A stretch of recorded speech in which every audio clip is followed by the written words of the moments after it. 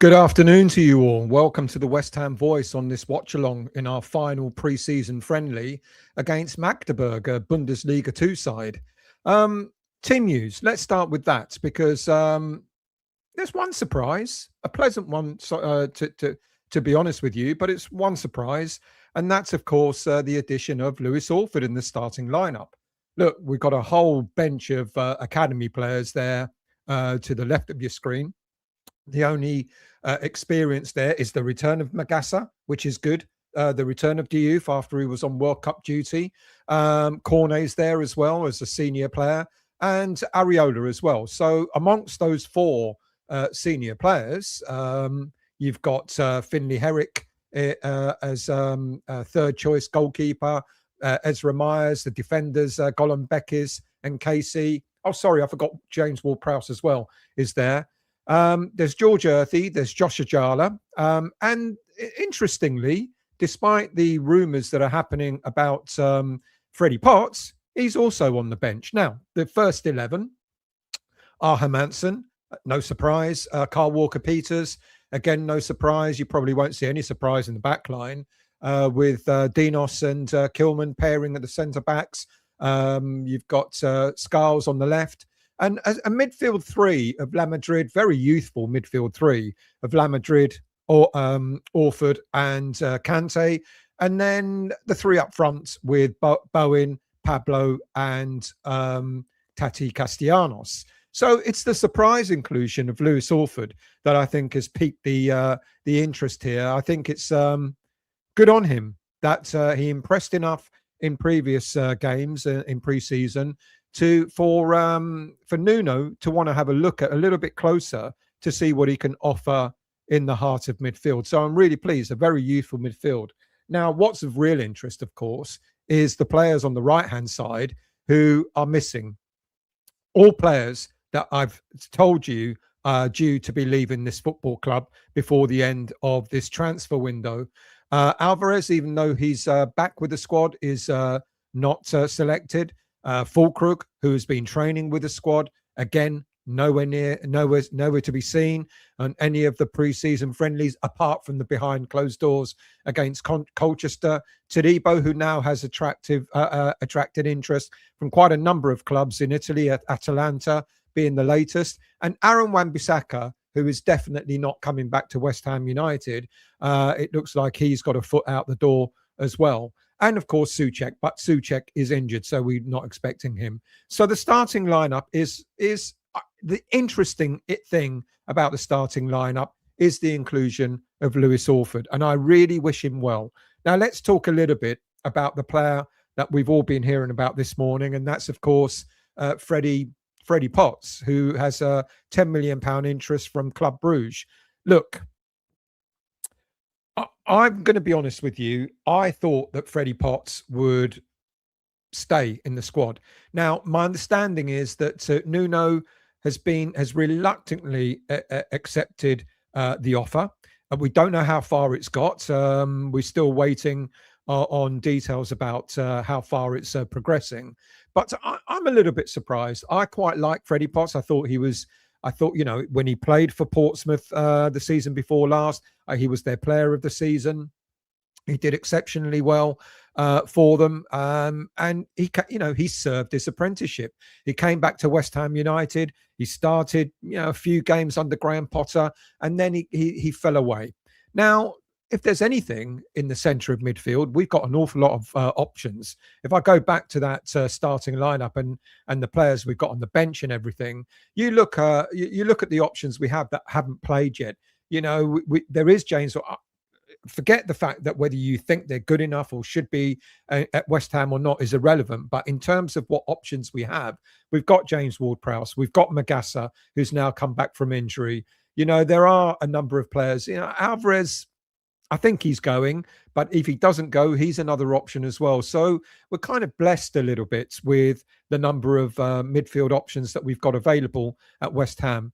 Now, their levels, you may argue, and not necessarily what we need. And we know that we're getting more players in, certainly an attacking midfielder in. So, we're quite overcrowded. We've got Soucek to come back as well, of course. So we're quite overcrowded in terms of our midfield options. So I'm not surprised he's going, but I am surprised he's going. And I know that's contradicting myself, but I'm not surprised because a good offer has come in. I'm not surprised because we've got quite a number of options within midfield. But I am surprised because I thought maybe he would have been given a bit more of a chance. But it seems that Nuno's reluctantly accepted the offer, and it looks like he may be on his way out. Now, I'm going to talk about the shares in a moment before we go on to the game. Actually, I need to bring the game up. No, I've got time. I'm going to talk about the shares for the moment, but let me give you some latest news about Arnie Engels, because my understanding is the first offer was refused. My understanding is also that Celtic are looking for 25 million. Now, you'd be surprised by that. Excuse me. You'd be surprised by that because that's apparently what Nottingham Forest offered last season, and Celtic turned it down. But it seems to me that the first bid, my understanding, the first bid was somewhere in the region of about 20 odd million pounds. If we get to the 25 million, he's going to come to West Ham United. Personal terms have been agreed. We've reached agreement on personal terms with a Celtic player. It just looks as if it's only a matter of time now before that deal is done. Now, I talked quite a bit about Engels in a show I did the other just only yesterday. So do go and look at that if you want to know a bit more about the player. There is nothing else in terms at the moment. There's a lot of talk about transfers, but Engels is the one that seems to be the furthest ahead. Now, apparently, according to this report right in front of me that was only brought out an hour ago, apparently Freddie Potts is due a medical at Club Brugge. Now, it could be that he could be flying from the bench in Germany straight to Belgium straight after the game. Who knows? But it's interesting that Potts has been named. It would have been much easier. We got quite a lot of players on that bench there. It would have been much easier for Nuno to not have put Potts on the bench at all. You look at the number of midfielders we've got. We've got Earthy, we've got Magassa back, we've got James Ward-Prowse. So there are options on the bench there. So I don't know what's happening. Look, apparently it's a good offer, £10 million. The player is going to get game time. The player is going to get Champions League football, as opposed to playing in the Championship. I'd be sad to see him go, but I think it sounds like a good thing all round. Now, let me talk to you about these shares, because the worst thing at this moment in time is all this share issues coming up, which it couldn't have been worse timing in terms of what we need at West Ham United. The last thing we need is a distraction about shares. Bear with me 1 second. The last thing we need is about shares. What we really want to know is about what's going on in the transfer market. Now, look, it won't surprise me if I know how far advanced it is according to social media. Apparently yesterday, the deal was going to be done and dusted in 24 hours. Well, that's a load of bollocks, isn't it? Because it takes a lot longer to buy a club or buy shares in a football club than just 24 hours. You've got this issue where, if an offer is made, then it's quite, the existing shareholders have got 30 days.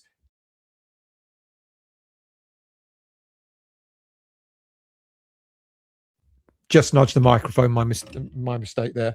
So clearly, if an offer has been made, now some people have suggested, well, maybe the offer was made 30 days ago. That's not my understanding. The offer wasn't made 30 days ago. The offer has been made recently. Yes, there is interest from Amanda Staveley. Is it as far advanced as what seems to be suggested? Now, there are a number of rumours going around, and no one knows what's actually factual. One of the rumors is, by the way, if you're new to the channel, that QR code takes you to the subscription page if you want to subscribe to this channel. Now, one of the rumors is that Vanessa Gold doesn't like the offer made by Daniel Kretinsky for the 16% of shares that was offered to her. And she's looking at Staveley or using Staveley as leverage to try and get Kretinsky to offer more money. That's possible. That's very likely. Another rumor that's being spread at the moment is that Daniel Kretinsky is taking far too long to sort this deal out, and she's using Staveley as leverage to say, look, there's interest elsewhere. If you don't hurry up, I might have to sell my shares elsewhere. That can also be quite possible. I don't know which of these are true. I don't even know at this moment in time whether this Staveley deal is really going to go through. And do not be surprised if the rumours die down as quickly as they've risen. So not to say that Staveley has not shown an interest, she absolutely has. Interestingly, this consortium that has been talked about, where we understand that the Reuben brothers were meant to be involved, has also been blown out of the water because one of the Reuben brothers, or both, I don't know, is still on the board at Newcastle. So you cannot have interest in two Premier League teams unless you remain completely far from any decision making, etc. And that's also possible. But that's another thing that's come up. Who is this consortium? It was very clear what the consortium was, what this consortium was about when Staveley went to buy Newcastle. But it's not as clear as to who is involved in this consortium this time round. So I think we've got there's more to come with this story, or less to come, as the case may be. If it dies down, if the Staveley stories die down, do not be surprised. Do not be surprised about that. Right, let me talk to you briefly about FC Magdeburg, because I won't lie to you, I know very little about them. We know they're a German club. They know they're based in Bundesliga 2. They won the European Cup Winners' Cup back in 1974. I didn't know that. They've been established since 1896. I didn't know that. I know very little about them. Let's see what their trophies are like. So let's go down. So let's go to their history. So the stadium was, how many does it hold? 27,500 capacity in the stadium. Looks quite nice, the stadium, actually. The fans, the European Cup Winners' Cup winners in 1973, 1974. They are Liga winners 2017-18, 2021-22, Liga 3 winners, that is. So look, they're an interesting team to have chosen for West Ham United to be playing against. What's it going to tell us? I think maybe the game against Rangers told us a lot more about where West Ham are at than this game might do today. But it's another game. It's a pre-season friendly. And what I've got to now do is get the game up. Otherwise, I'm going to be doing a watch along when I actually haven't got anything to watch along. I don't want to buy a pass. I'm a season ticket holder. So let's log in. I can't tell you much about them, to be quite honest with you. I think it's going to be more. It's going to tell us more about where West Ham United are at in terms of our pre-season setup than anything else. Watch live. Thank you very much. And I heard all the moans and groans from last week's game against Rangers. I don't know. You tell me what you thought about that game, because a lot of people were talking about, oh, it hasn't started yet. That's good. I'm in time. A lot of people were upset about the way we played against Rangers. And why didn't we smash them? Why didn't we beat them? Rangers, to be honest with you, Rangers didn't offer very much last week. And I know West Ham United didn't offer very much either. But a lot of fans were talking about how Nuno set us up not to lose. I wasn't watching. I did a watch along. I wasn't watching that game. I don't think we were very dynamic. I don't think we had a lot to offer in the final third. I think we were pretty solid at the back. But I didn't see a team sitting back waiting for an attack to come. I saw a team that were just bereft of any ideas. That's quite different to sitting back and allowing other teams to attack you. It's not as if Rangers came at us full throttle. There wasn't a lot there to be worried about. But what last week demonstrated was evidently that we've got a lack of pace. We already know this. And we've got a lack of creativity. We already know this as well. So Engels coming into West Ham United is going to give us the creativity. He's not going to give us the pace. He's not a pacey midfielder, but he's going to give us that element of creativity that we've been missing for some time. Some people have suggested that he's a replacement for Fernandes. I see them as very, very different players. Engels is a sort of a different component to Fernandes is. Fernandes is the kind of player that sort of got the ball and sort of his aggressiveness, drove it forward. He can drive the ball out. Whereas Engels gives you that sort of that creativity, that sort of angle, that maybe a decent Paqueta, if Paqueta was ever decent. Well, in the few moments at his West Ham career that he was, we knew Paqueta could thread the ball through the eye of a needle when he wanted to. We knew that Paqueta could create something really decent, and Engels is that kind of player over and above what Fernandes was. So that once that deal goes through, fills the gap that we're missing in terms of creativity. In terms of pace, we're still waiting for that. Look, the team I think we need, or the players I think we need, if we go back to the team that's out there today, I think we certainly need a centre back that goes without question. I think we need a right back. If our Walker, Wan-Bissaka is not staying, and every sign seems to indicate that he's not staying, Wan-Bissaka we need to replace. So we need a right back. We need another centre back. We need an attacking midfielder, which hopefully Engels will be that. We need an attacking winger, a left-sided winger, or one that's versatile enough to play both sides. So there's your 4 players. And then, of course, we need another backup striker. So at the bare minimum, we need 5 players to come in. We know this. We're aware of this. We're not fooled. I hope Kilman has a decent season. I hope Dinos continues to have a decent season. But we know we need decent backup there. With Wan-Bissaka going, we need another right back to compete against Kyle Walker-Peters. Great that Lewis Orford has got his opportunity today, but I think we need another midfielder, a creative midfielder. La Madrid has been given an opportunity. He's shown signs of being half decent. Why is this stream not coming up? Stream starting soon. Well, it better do, because it's already 20 minutes past. So La Madrid has been given an opportunity. But we know we need a creative midfielder. We know we need a wide-sided left back. It's interesting what sort of formation we'll play this season, because I think with the players that we currently have, 4-3-3 suits us. I think 4-3-3 suits us. If we're going to play wider, then we need to go out and get ourselves an attacking, pacey winger. We need it anyway. And then, of course, to back up Tati Castellanos, because Pablo is just not firing yet, we need another striker as well. So 5 players I think we need: right back, centre back, attacking midfielder, left-sided attacking winger, and another striker as well. Now, whilst I'm waiting for the stream to start, let's go in and say hello to everybody who's in the chat. Anthony, good afternoon to you. Graham, hello, mate. I hope you're well. Good afternoon to you. Andy, I hope you're well. Harry, good afternoon. I hope you're well too. Come on, you irons from Kalgoorlie, Australia. Did I say that correctly? Kalgoorlie. Harry, Cornet is already offside. Mr. Williams, how are you? My prediction for today, we're going to smash them 1-0.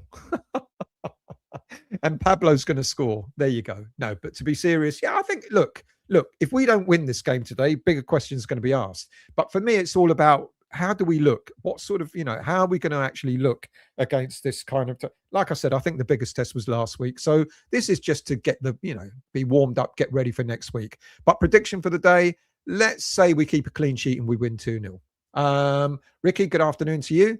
JWP or Alvarez in the squad, along with very little attacking options. No JWP or Alvarez. Well, Alvarez, as I've said, I've got injuries and suspensions, but I should have put up there likely to never play for West Ham again on the right-hand side. Ward-Prowse on the left-hand side. Very little attacking options. I think we're going to go for a 4-3-3. I think, Mark, we could do. I don't know. Or could it be a 4-4-1-1? I don't know. But I think you're right. Ricky, our attacking options are limited. Toha, good afternoon to you. I hope you're well. Who else have we got here? Paul, good afternoon, mate. I hope you're well as well. Toha, Mubarak scored for Man City a few minutes ago. Not sure if he's coming. Was there even? Mubama. Mubama, not Mubarak. Did he score? Did he? Well, I still don't know whether they've done that game. I've spoken quite a few times about that game. They're going to have a showpiece game showing all the players that they want to loan out and sell. And Mubama was meant to be one of those players. I don't know. Just because he scored for Man City in pre-season, well done to him. GJ, take the money and run. He's average. Yeah, I mean, when you compare him to what else we have, when you compare him to, let's get rid of that. When you compare him to Magassa, when you compare him to other players that we've got playing in that role, still no stream. Okay, I'll bide my time. Yeah, yeah, uh, we've got a lot of players in that position. Barry, for Potts to be sold, someone must be imminent. That's also a pretty good point. Mark, good afternoon to you. I hope you're well. Where did Barrett come from? Harry, just got back from Naples. Lovely. I hope you had a good time. Ballon d'Or, good afternoon to you. Seems short-sighted to sell Potts, and it's hardly a huge offer. We must be skinned. I think 10 million for an academy player who's not going to get a lot of game time, I think is pretty decent. And you need to tell me why you think it's short-sighted, Mark. I'm not saying that I think you're wrong. I just need to know why you think it's not correct, Mark. The sending off in the cup game did Freddie no favors last season. It all kind of went downhill from there, didn't it? PA and Jack, good afternoon to you. There's still no live stream. Has anyone got a live stream yet? Because mine's saying stream starting soon. Well, it is the West Ham website, isn't it? PA and Jack, cash in on Potts, had his chance. Championship level at best. Well, we are a championship team. We have options in his position. Bank the catch. We do have options, absolutely. Mountstar, good afternoon to you. Maybe it's just to kick up the butt of Potsy to try and get a reaction. Good afternoon to you. Toha, I remember you said, yeah, all having a nice chat amongst each other. I hope you had a lovely time in Naples. GJ, my friend is a Celtic fan. He said the kid has got the makings of being a superstar, which is why I'm really excited by it. You know, I think let's hope it's the start of several players coming into West Ham United. Mark, Potts is the Onyedika replacement. Potts is the where's he gone then? Isn't he the one that we were after a couple of seasons ago? Is he the Onyedika replacement? Who is sharing tissues? Is that what I said? PA and Jack, or are you talking about Potts crying? PA and Jack, Engels can pick a pass and forward thinking, something we missed badly. Absolutely correct. I agree. Ballon. Stell, has anyone done a welfare check on West Ham football? Now his dear leader is no longer relevant. I spoke to him only yesterday about the shares stuff, and he gave me some interesting updates, which is what I've just told you about. He's still around, but he's retired. Stell, I used the QR code and it took me to a video. Oh, there it is. There it is. The pitch man has got his pitchfork out. So there you go. The live stream is working. Thank God for that. Otherwise, it would have been a very difficult afternoon. I'll turn the sound down. We go for everything and wearing a moo. Oscar, good afternoon to you. Please sort yourselves out, shareholders. We need to concentrate on the team. We need signings sorted out. I absolutely agree. It's a bad time, Oscar. I totally agree with you. It's a bad time for this to be coming out. David, AS is very good. Oh, Staveley is very good at what she does. If info is from her, then I suspect it's a huge shove to move it quickly. It's been going on for months. I agree. You know, we were told when the statement was made that Kretinsky was buying the gold shares, that it'd be done in a couple of weeks. That's been well over a month now, 4 or 5 weeks, something like that. So I agree, but it's not the right, what bad timing. Big bounce. The game is because West Ham played against Magdeburg 60 years ago in the European Cup, right?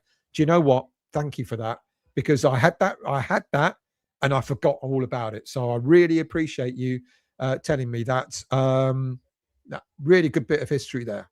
Another snooze fest coming up. Peter, if we keep a clean sheet, Nuno will be happy. Well, I'd be happy. Ballon, centre-back worries me, Kilman out. Well, look, let's not forget what happened to Dinos a couple of seasons ago, where every time he touched the ball or every time he came on as a sub, fans were booing him. And I thought it was disgusting that happened. And look at the turnaround. Last season, he became our Hammer of the Year. I'm not saying that's what will happen with Kilman, but let's see. Look, there's a lot of these players, yeah.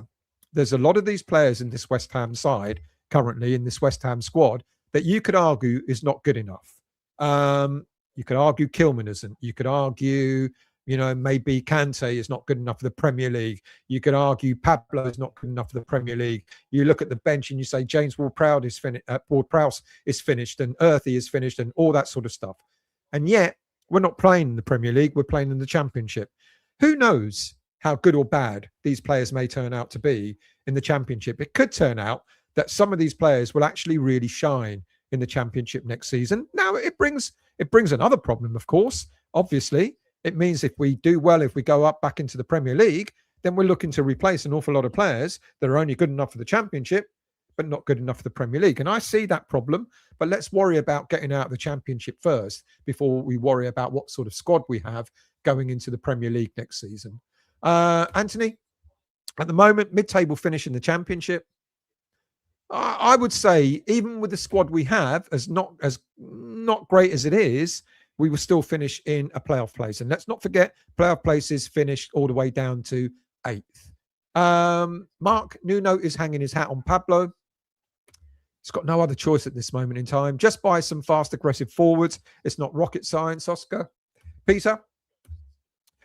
Forest had an offer of 25 Mingles, 25 million for Engels turned down, so we need to offer more. Celtic probably want nearer 30, especially now that we've sold 2 players. My understanding this morning is, ironically, they're looking for 25 million. Maybe they just weren't in the position to want to sell last season, and which is why they turned down a 25 million deal. Trudge, good afternoon to you. Not sure one player fixes our creativity when most of his goals are penalties and most of his assists are corners. That's fair comment. But it's looking at the way he's been playing. I've got someone, a mate who watches Scottish football regularly, and he said Engels is actually quite a good, decent, creative player. But let's see. But I'm with you. I think one player is not going to sort all our creative frailties out. David, today's result will be Nuno's main objective. Don't attack, just defend. Let's see what happens here. And if that's the game I see, I'll hold my hand up and say so.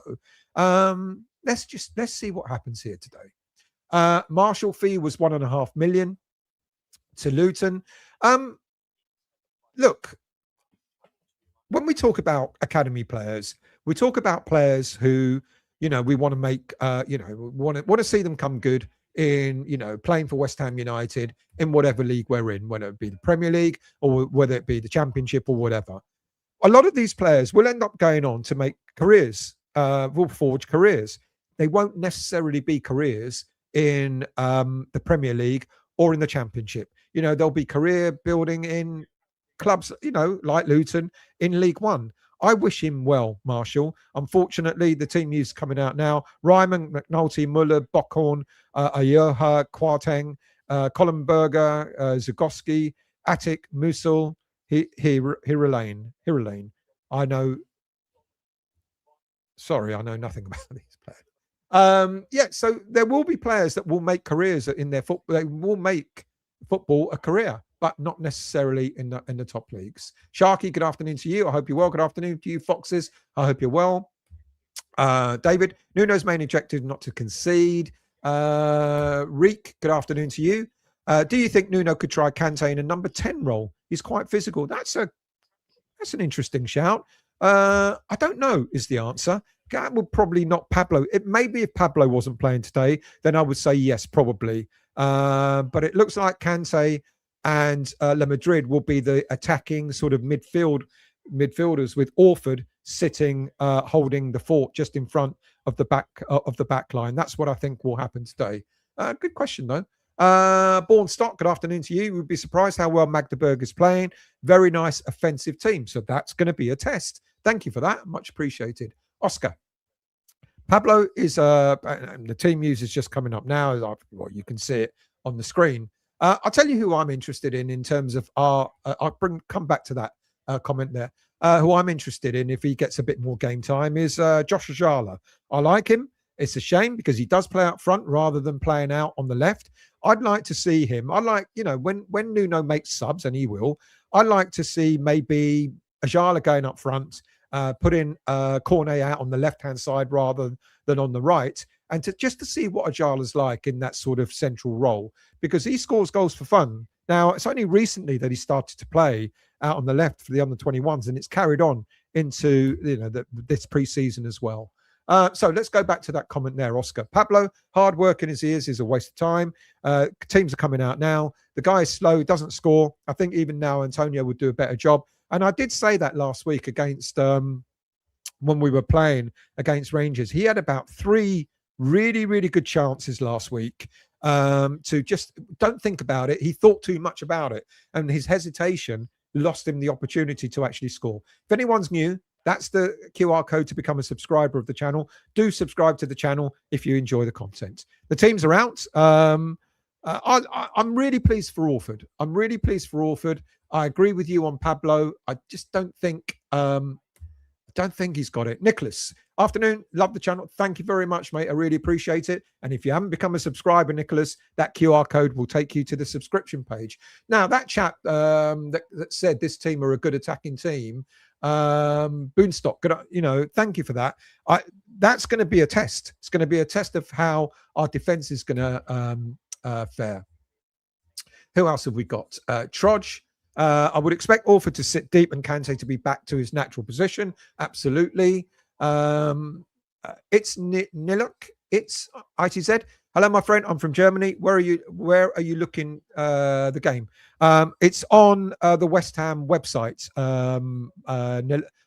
It's Niluk. Nilo.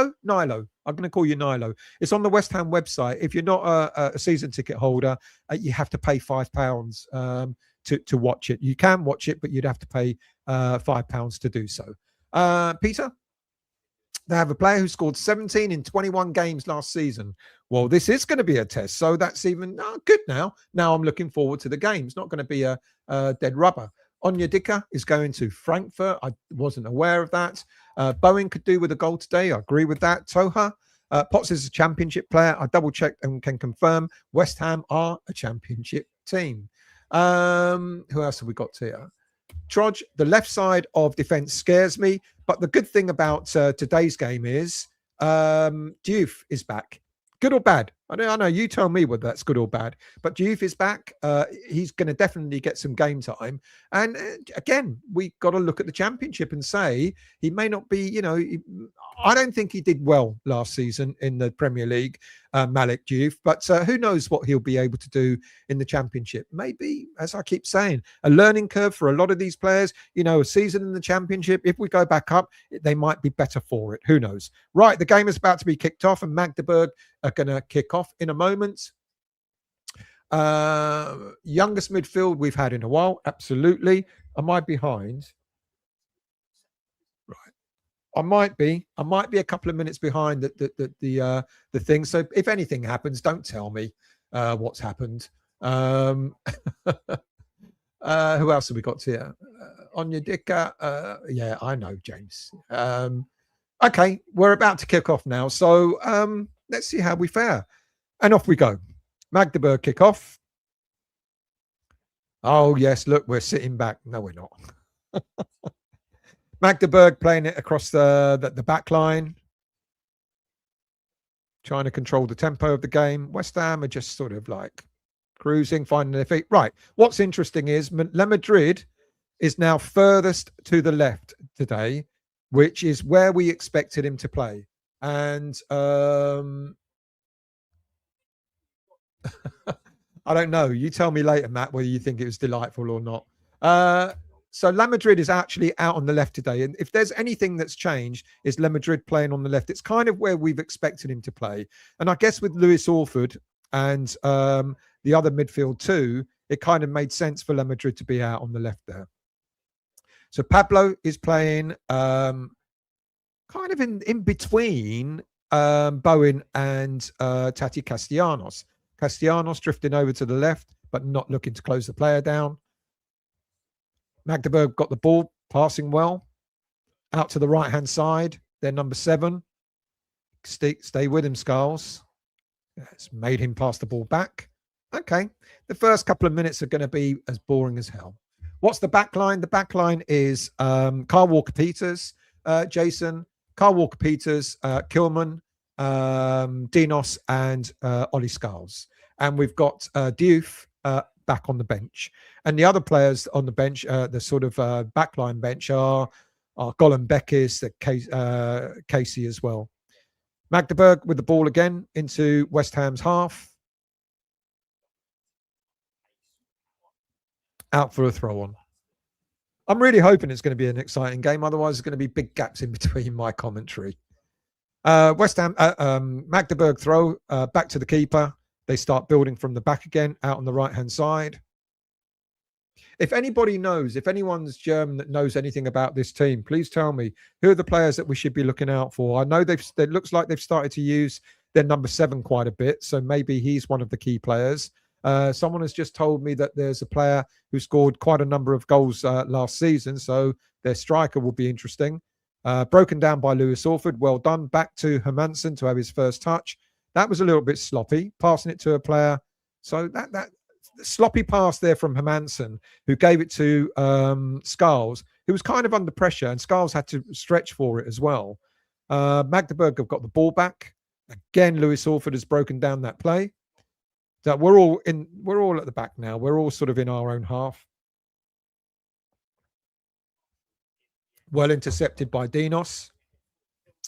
Kante. And one of the things I noticed last week was the poor passing for West Ham. And Kante has just done it again, where he got the ball in, had a lot of space, and just gave the ball away quite easily. Thank you for that, Mandy. I hope you're well. Yes, so this is the lineup. Just to remind you all again. The lineup, Hermansen, Walker-Peters, Mavropanos, Kilman, Scarles, middle three, Orford, Kante, and La Madrid, with the front three of Bowen, Tati, and Pablo. And as you've just said, let's take that off. The subs bench, Areola, Herrick, Diouf is back, Myers, Golan Beckis, Casey, James Ward-Prowse, Magasser is also back. Freddie Potts, even though he's apparently about to go to FC Bruges, is in the lineup. George Earthy is, sorry, not in the lineup, on the bench. George Earthy is, Cornet, and Josh Ajala. So, out on the left-hand side for Magdeburg, Carl Walker-Peters facing him up, cross into the box. Oh, he beat Hermansen there to the ball. Hermansen the ball came in, a really good ball in from the right-hand side for Magdeburg. Hermansen came out for it and completely missed it. And I don't know what their number, it might be their number 10. I'll double check that in a minute. Got to the ball beforehand, but headed it over. Their number 22 headed it over. But it wasn't very, very, very well assured from that ball. Hermansen's just kicked the ball out straight down the middle of the park, very, very low, gave it straight back to Magdeburg.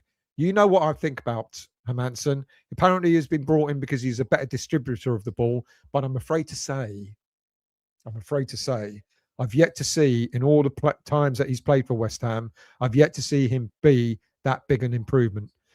Great ball out to the right-hand side, slipped by their number 7. It goes out for a throw to West Ham United. I've yet to see from Hermansen why he's a better keeper than Areola. We all have our preferences, but there you go. Potts on the bench. Yes, he is.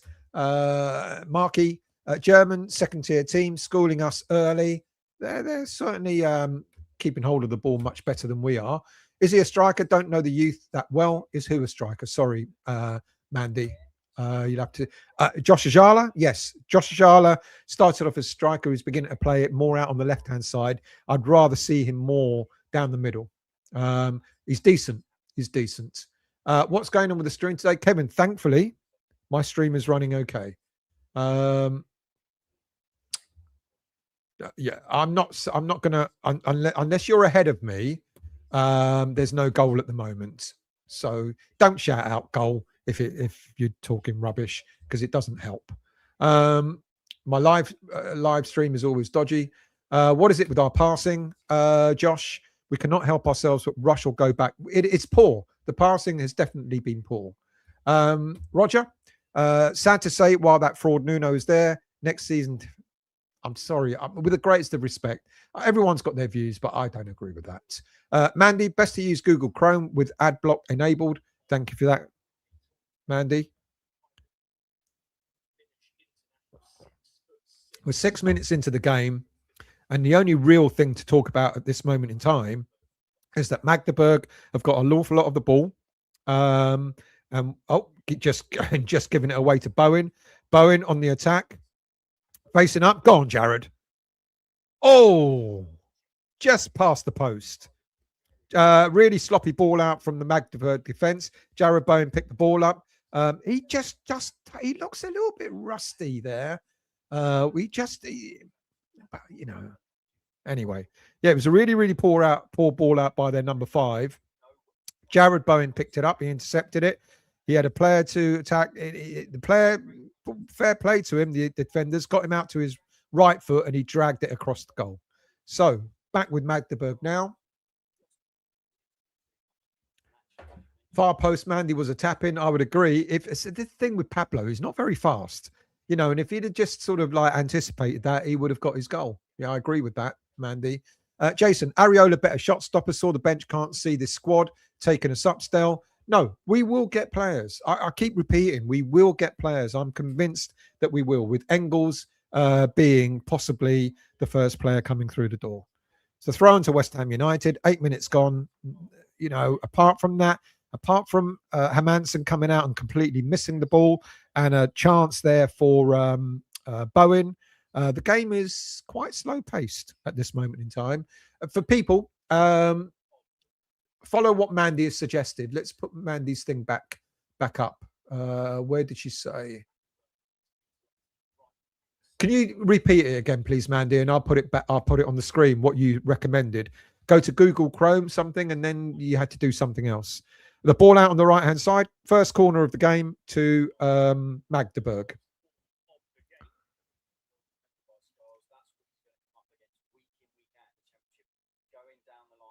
Good afternoon, Ray. I hope you're well, mate. Thank you for joining. So first corner, let's see what's going on. Corner looks like it was quickly taken. West Ham fell asleep there. Crossed in, well intercepted. Bowen. Get it away, Jared. Booted away. Flags up. Don't know what for. Here we are. So Mandy recommends use Google Chrome to open the stream and get ad block from Chrome Store. So follow that advice and hopefully you have a much steadier screen. Thank you for that. Malkstar, Mangle, more like. Ray, good afternoon to you. Brent Toher saying good afternoon. Thank you, Mandy. So use Google Chrome, go for ad blocker, and it should help. West Ham United have got the ball. Well, no, they haven't got a free kick. We've had one attempt, which was off target, an interception by a poor pass by Magdeburg defence. Kante got the ball out on the left, back to Kilman, across to Dinos.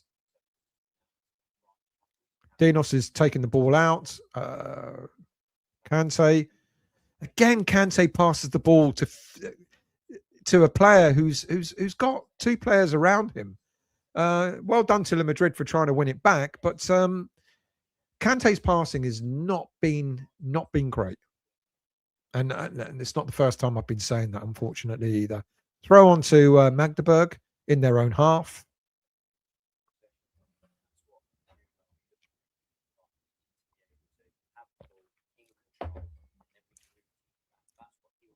Game is very slow. I mean, when you're doing a watch along for a friendly, my goodness me, it's slow.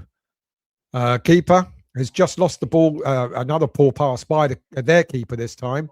Great cross in by Madrid. He got the ball. He anticipated it. He got the ball. He swung that ball in. It was a pretty decent cross there, but now it's fallen to Magdeburg on the attack out on their left-hand side. Nice cut in there. Just missed that. It was a good play by Magdeburg, but West Ham have got it away with Carl Walker-Peters to Kante. That's a much better ball by Kante. Well done. Spread the play. Got the ball out to Scarles out on the other side. Lewis Orford looks quite assured so far. Doesn't look like he's not doing too bad. Come on then, Hermansen. Hermansen dithering on the ball. Gets it out to Dinos, out on the right-hand side to Kyle Walker-Peters. Tati. That's too easy, Tati.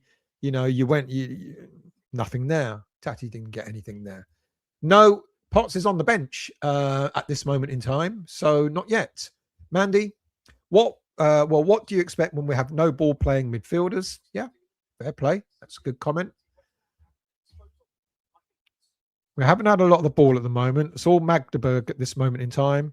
Magdeburg, well played again by Scarles, and well covered by Le Madrid. Well played, young lad. I like that. Le Madrid went back to help Scarles on that left-hand side, and he did really well. Hold on to the ball. He's won himself a free kick. He wins a lot of free kicks. He wins a hell of a lot of free kicks.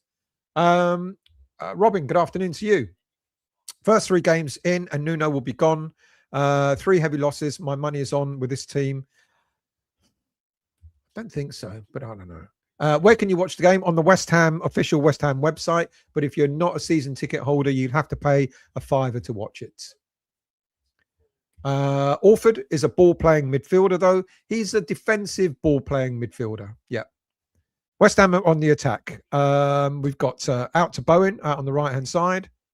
Come on, Jared. Give him an option, someone. Give him an option. Jared's trying to cross across. Headed back by Pablo, by Pat Tati, but no one's picked the ball up. We've got the ball back after it's been cleared. Out on the left-hand side again. Kilman on the ball.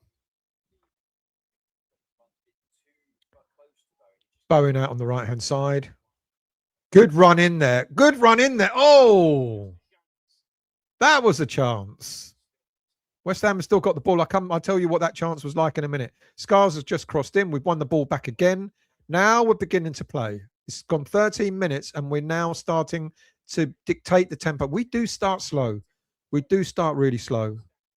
Le Madrid in, nice pass. Good play by West Ham. Out to Bowen, out on the right-hand side to Kyle Walker-Peters. Bowen again. Good save by the keeper. That's 2 chances there.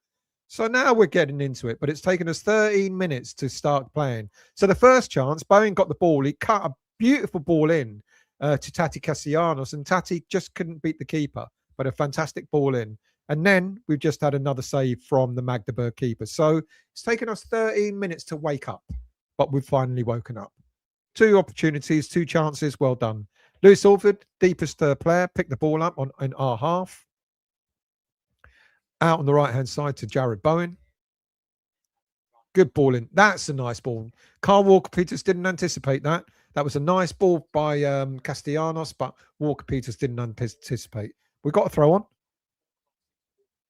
The commentator saying it's all West Ham. Well, it's not. It's been all West Ham the last 2 minutes, but other than that, it hasn't been. So Magdeburg have won the ball back. Oh, nice play. Well recovered. That's what I want to see from you, Kante. Well recovered. Won the ball back when it looked like it was 3 on 3. Looked like Magdeburg playing. We've got the ball back again. Nice overlap by Kyle Walker-Peters. Ball across. Poor ball. Straight to the keeper. Straight to the keeper.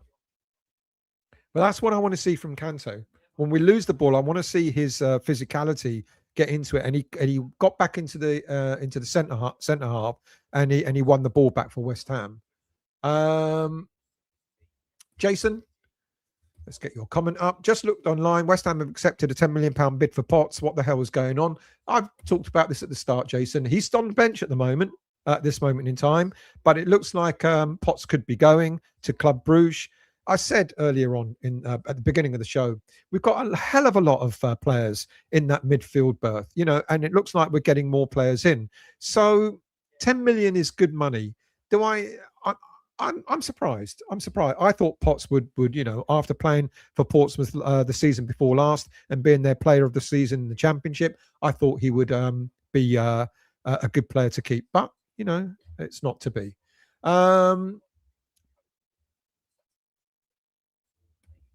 Looks like clearance of players, Mandy, before we get players in. That's looked like it's coming. Dark Star, how's it going? Very well. How's the game going?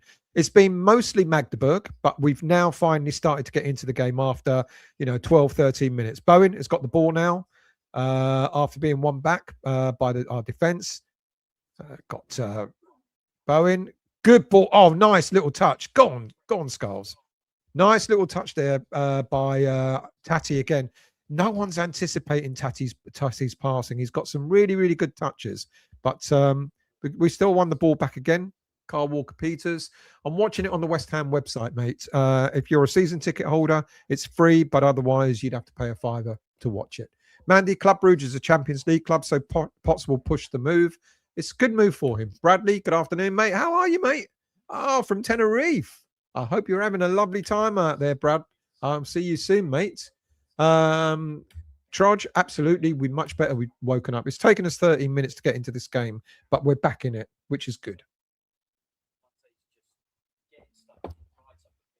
So far, Kante has looked lively. Lewis Orford has looked comfortable.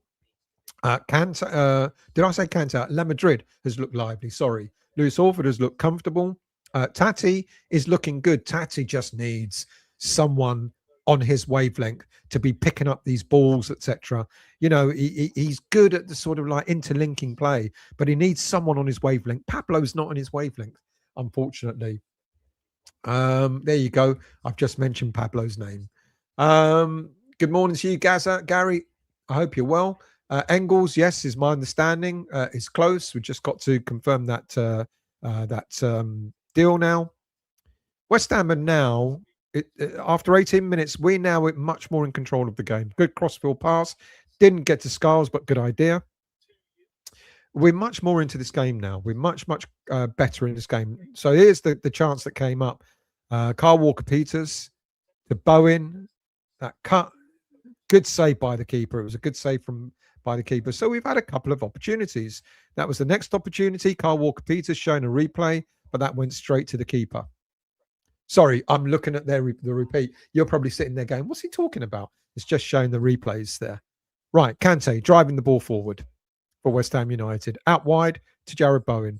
Jared Bowen overlapped by Carl Walker-Peters, who now picks the ball up. 4 players around him. That's better play for West Ham. Keeping control of this ball. Keeping possession. That's much better play. But we need to drive it forward, West Ham. Going backwards is all very well, but we've got to go forwards.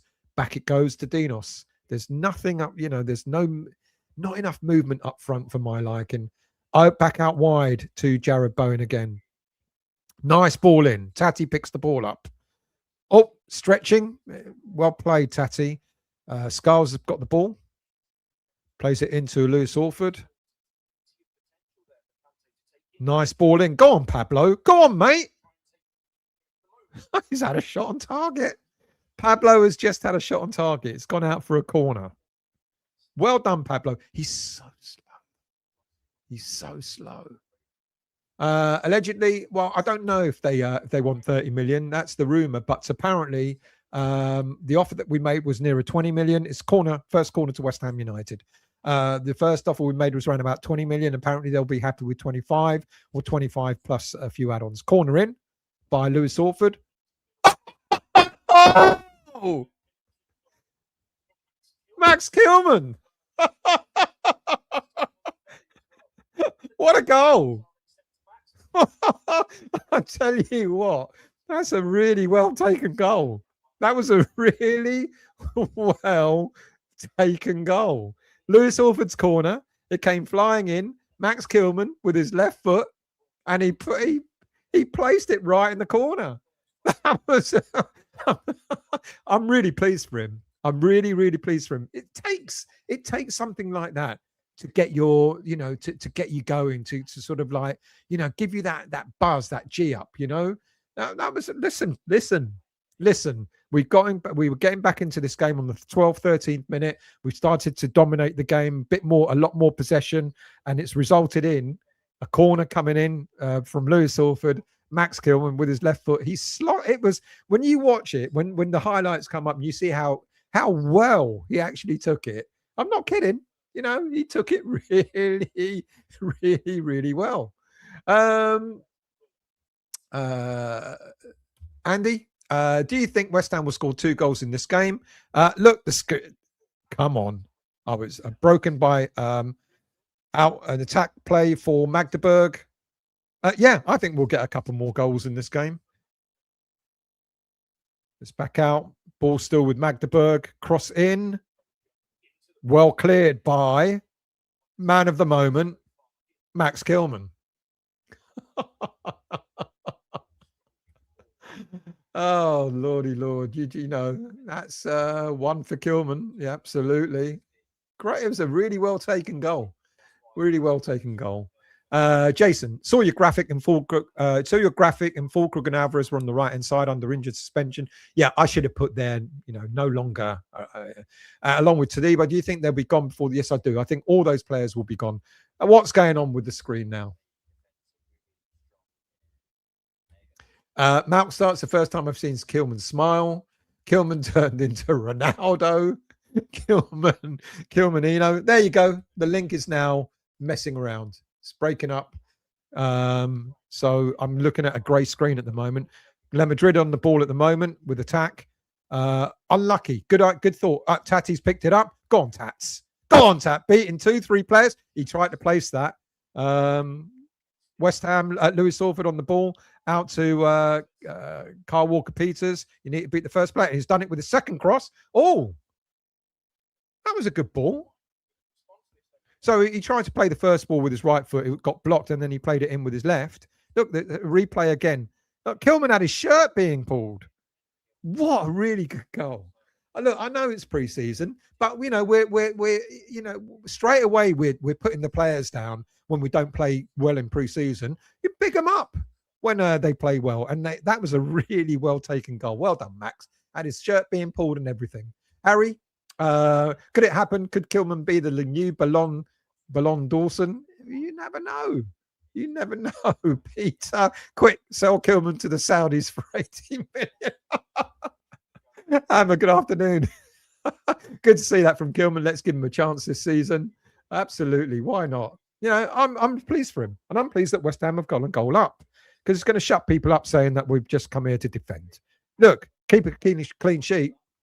I can give us toss this season. Well intercepted by Max Kilman.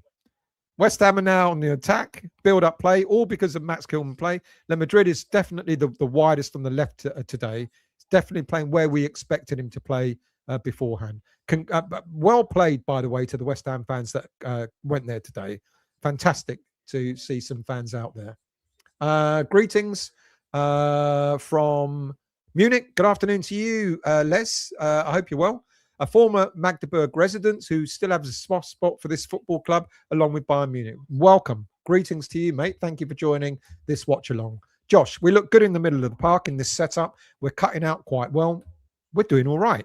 The first 10, 12 minutes or so, I wasn't pleased. You know, Magdeburg were dictating the game. They had more of the ball, etc.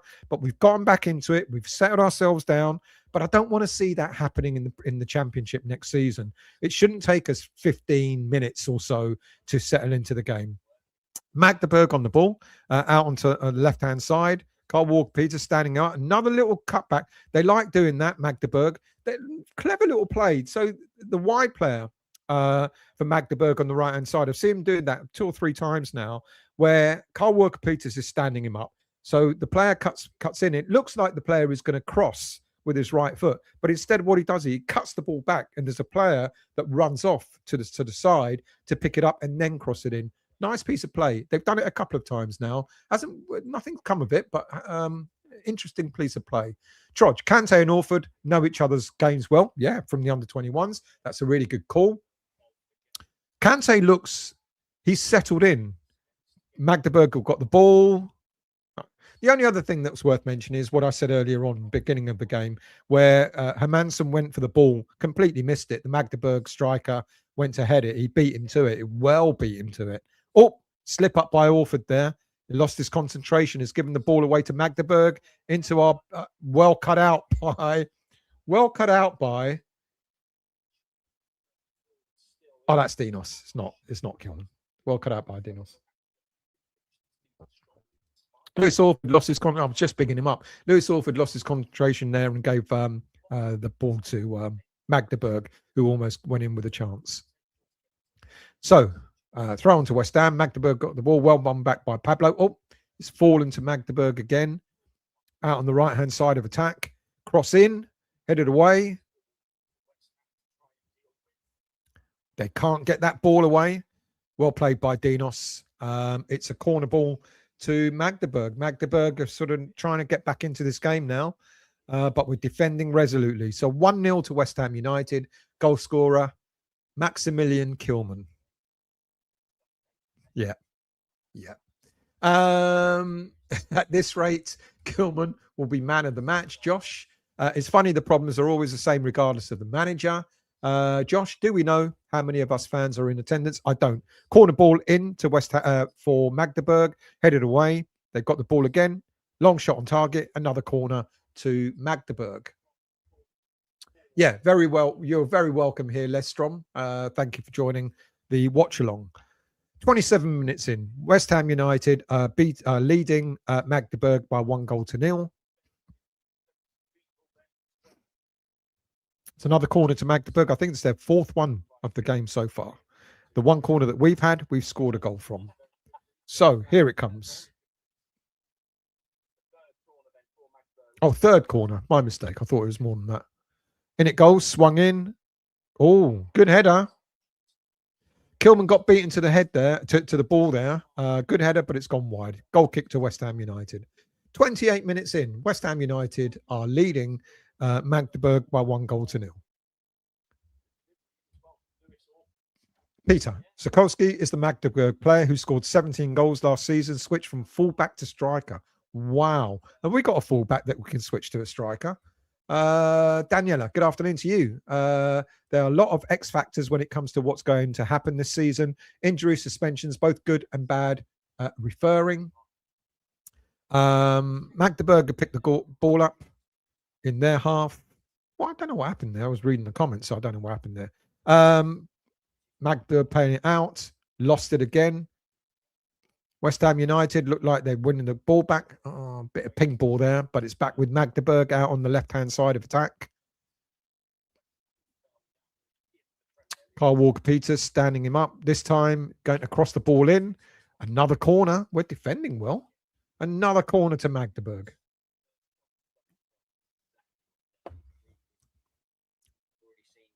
So Zukowski was a defender and he's become a goal scorer. Oh well.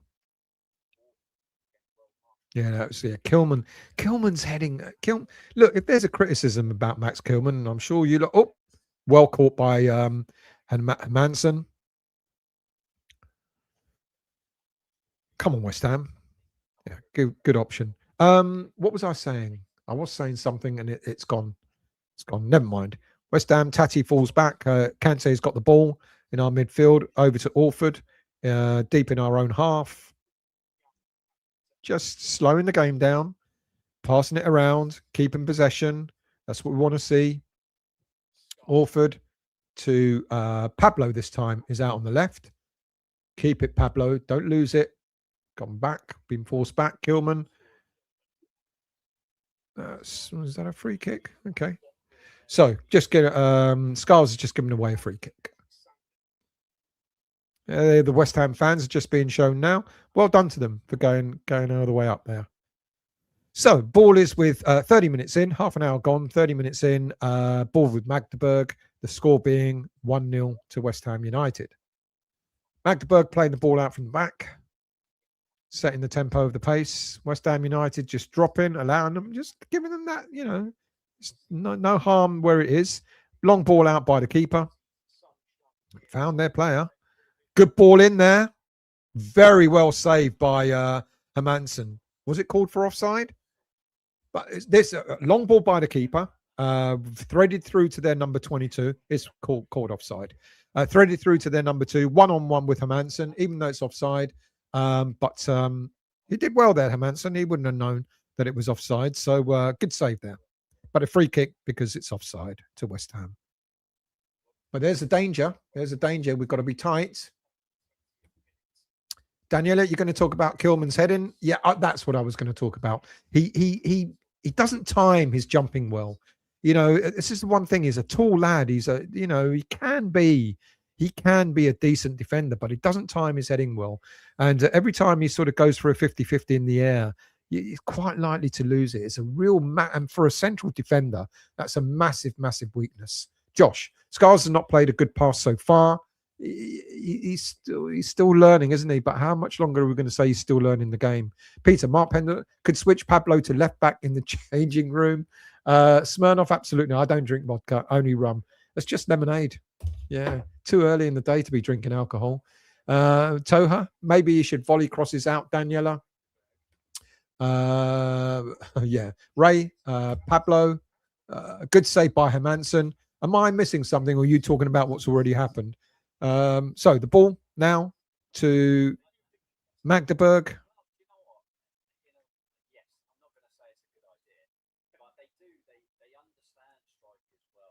Well, after scoring the goal, West Ham have not maintained the momentum.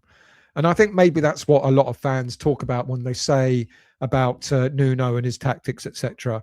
You know, we got back into the game on the 13th, 14th minute, and we started to have the upper hand. And from that, we made it work. We scored a goal. But then we kind of like, we've scored that goal. And now this is, I guess, what a lot of fans are saying. You know, you score a goal. Now, what a lot of fans will be seeing a free kick in. Well saved by Hermansen again. But it's been given for foul or offside. Yeah, so I think this is what a lot of fans are saying. They would, you know, we go a goal up, and then we see us sort of drop away, drop back, and sort of trying to defend the 1-0 lead. So I get that. I get that bit. I completely understand understand what fans are saying, but we have dropped away. There's absolutely no denying that. Are we defending a 1-goal lead? I think we're looking to hit him on the break. Is that good enough? Maybe not. Maybe not. So I don't know what's happened there. There was a shot which Hermansen saved. Their number 22 is down injured, but I didn't see anything in that.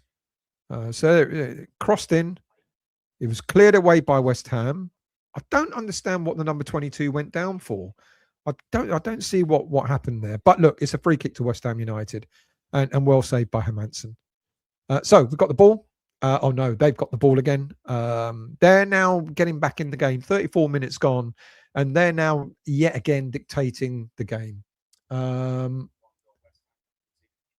Peter, pace is what we need. I totally agree. Clear. Oh, Carl Walker-Peters did it there in our box, but he was lucky, got the ball away. But the ball is back with Magdeburg. Magdeburg on the ball.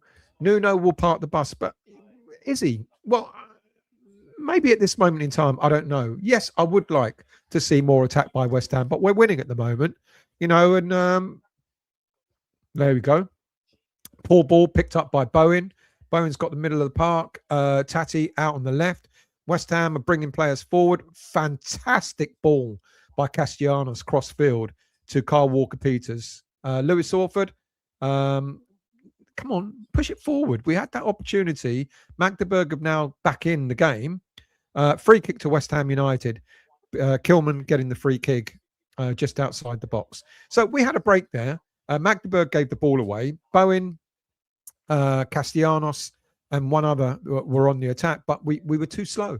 And this is, yeah, I agree with that. I agree. We're too slow on the attack. We need a lot more pace. Hopefully, we get ourselves a speedy winger in to when we do go out on the attack, we make the best of it. Daniela, Stel, I think the biggest problem is we have the talent, but not the consistency of performance. That problem goes back decades in my mind. Parking the bus as usual, Kimberly, but we're on the attack at the moment.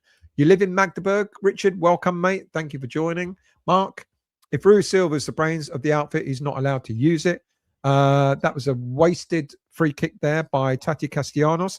Kilman fighting for the ball, but given a free kick. So we had a free kick. Tati took it, went into the wall. We got the ball, but couldn't make anything of it. Magdeburg back with the ball now, out on the attack. Crossfield ball to their right-hand side.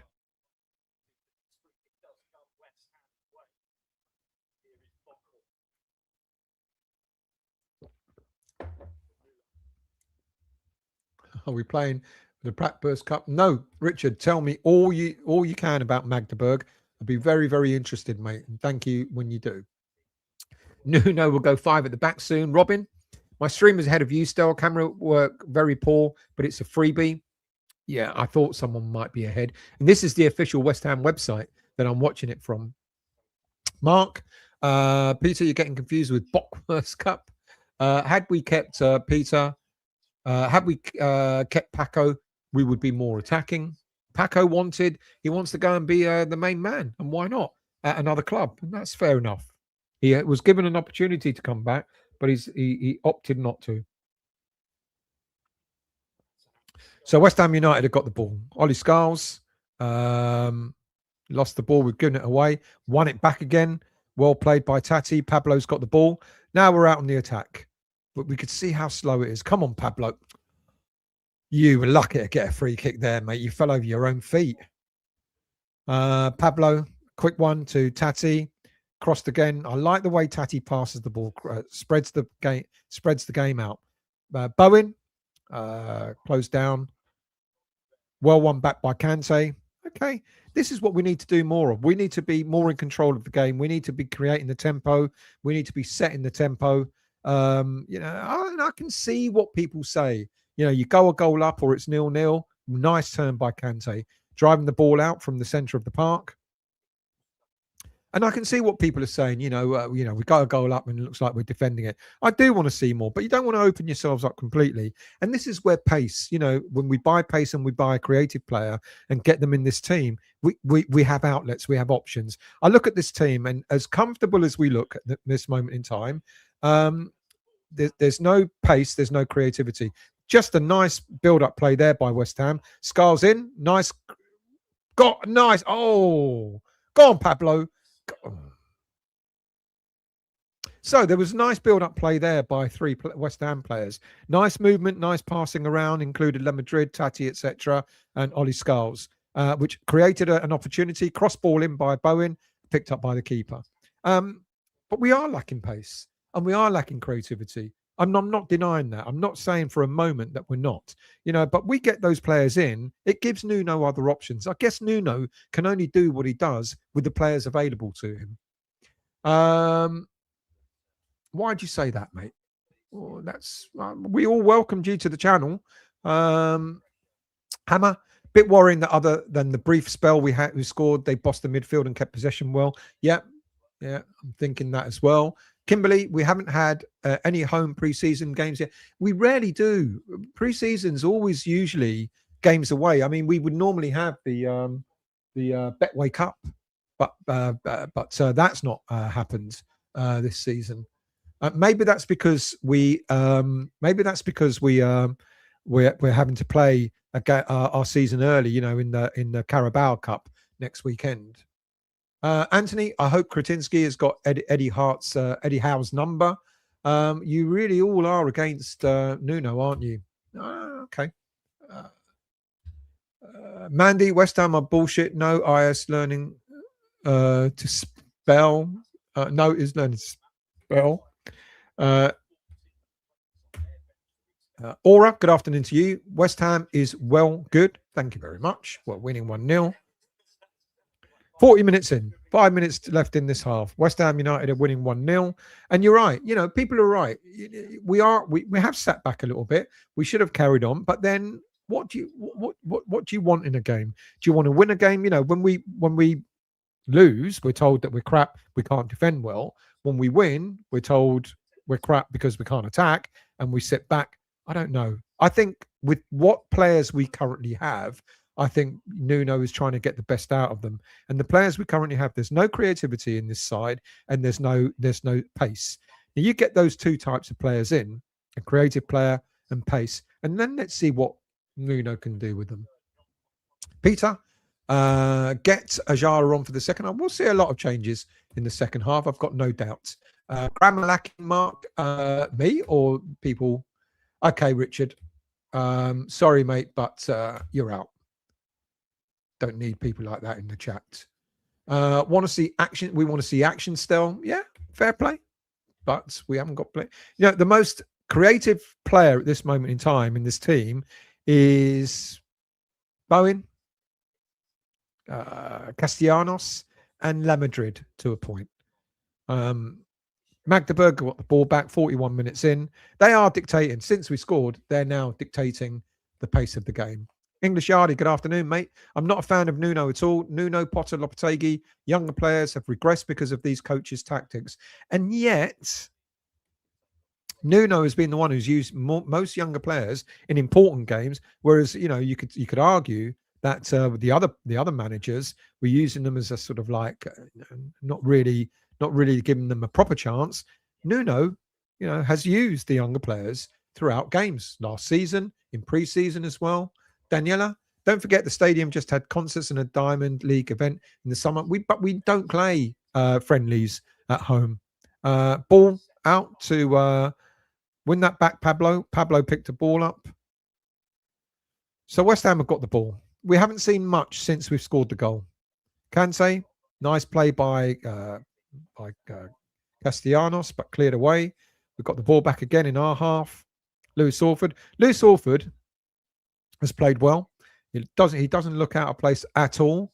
La Madrid has done okay out on the left-hand side, but he doesn't really have the pace to beat players. We've got possession, but I get it. I get we should have we should have picked up after scoring the goal, but we did sit back. I'll be honest. They're the West Ham fans being shown there. Don't recognise anyone.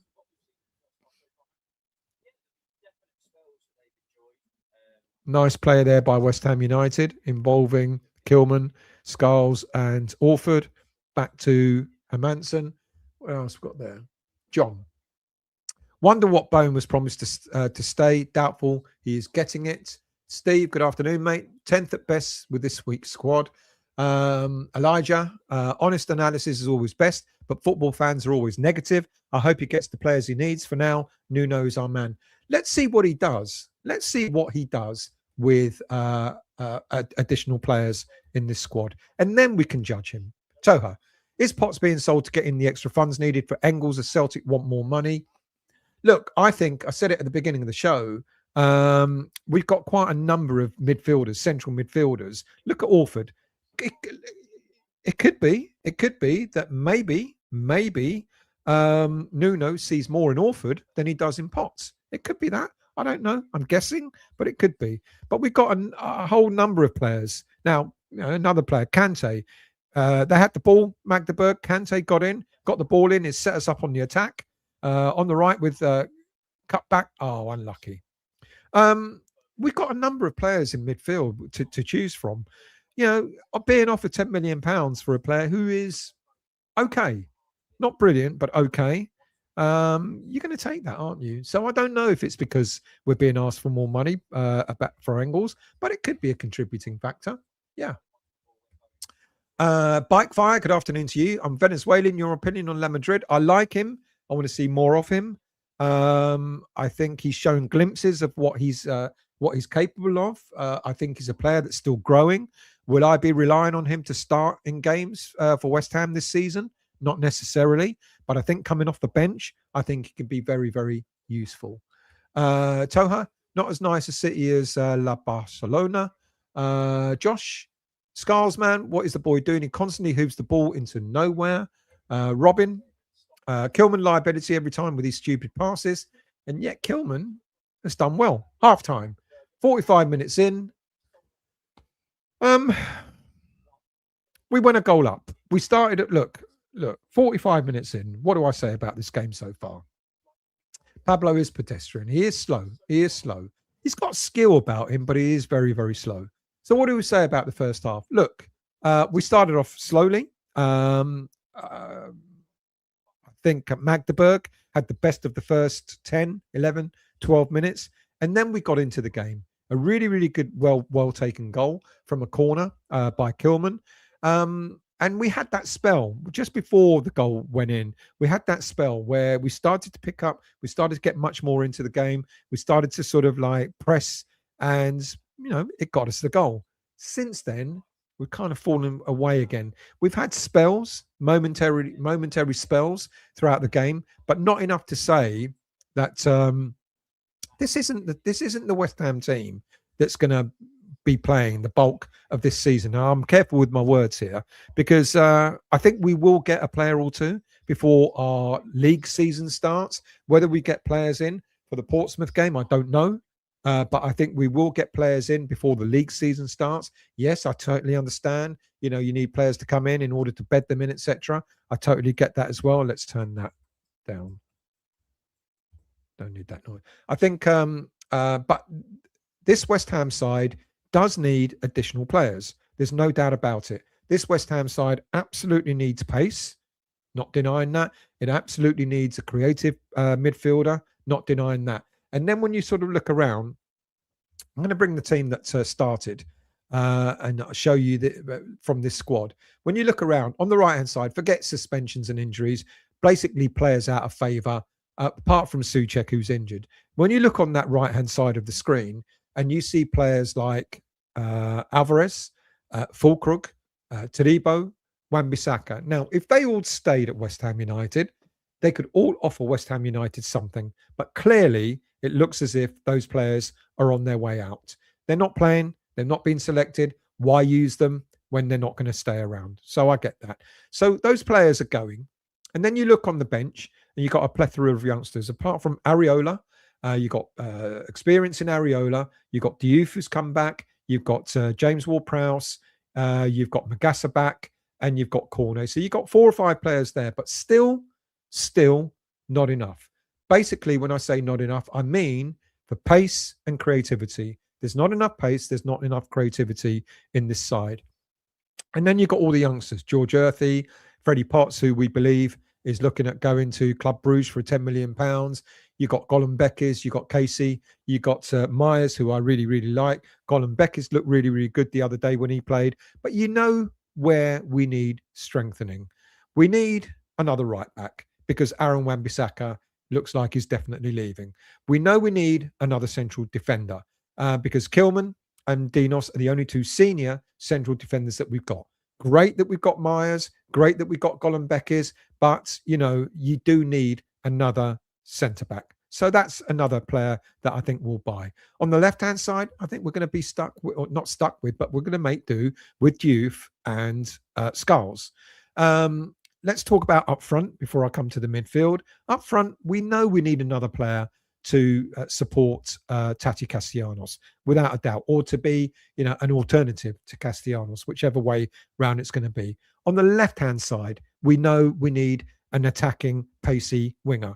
Because La Madrid has done all right, but he doesn't have an awful lot of pace. And there's no one else in the squad at this moment in time that would replace him. Yes, Josh Ajala is being used out on the left-hand side as he was used on the left-hand side during last season for the under-21s. But his natural position is more of a striker than it is a left-sided player. So that's 4 players. And then finally, in the middle, we've got a plethora of players. We've got Kante, Orford, La Madrid, Magassa, Potts, if he stays, James Ward-Prowse, etc., etc. So we've got a whole host of players in the middle of the park, but we don't have a really good creative midfielder. So that's 5 players for me that we need to get into this squad in order to give us a chance of improving.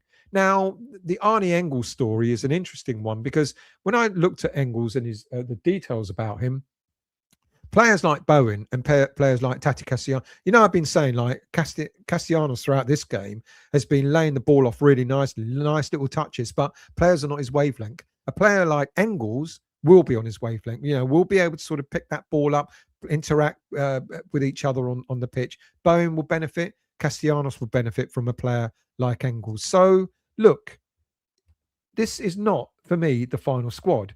And I know what West Ham fans are saying, oh, Nuno is rubbish. He plays safe. Doesn't attack, etc. You've got to have attacking players to be able to play attacking football. Judge him on when we've had more players added to this squad. Let me give you an update. So there's talk about West Ham selling promising midfielder. That's Freddie Potts. Finance guru backs Amanda Staveley to buy the whole club.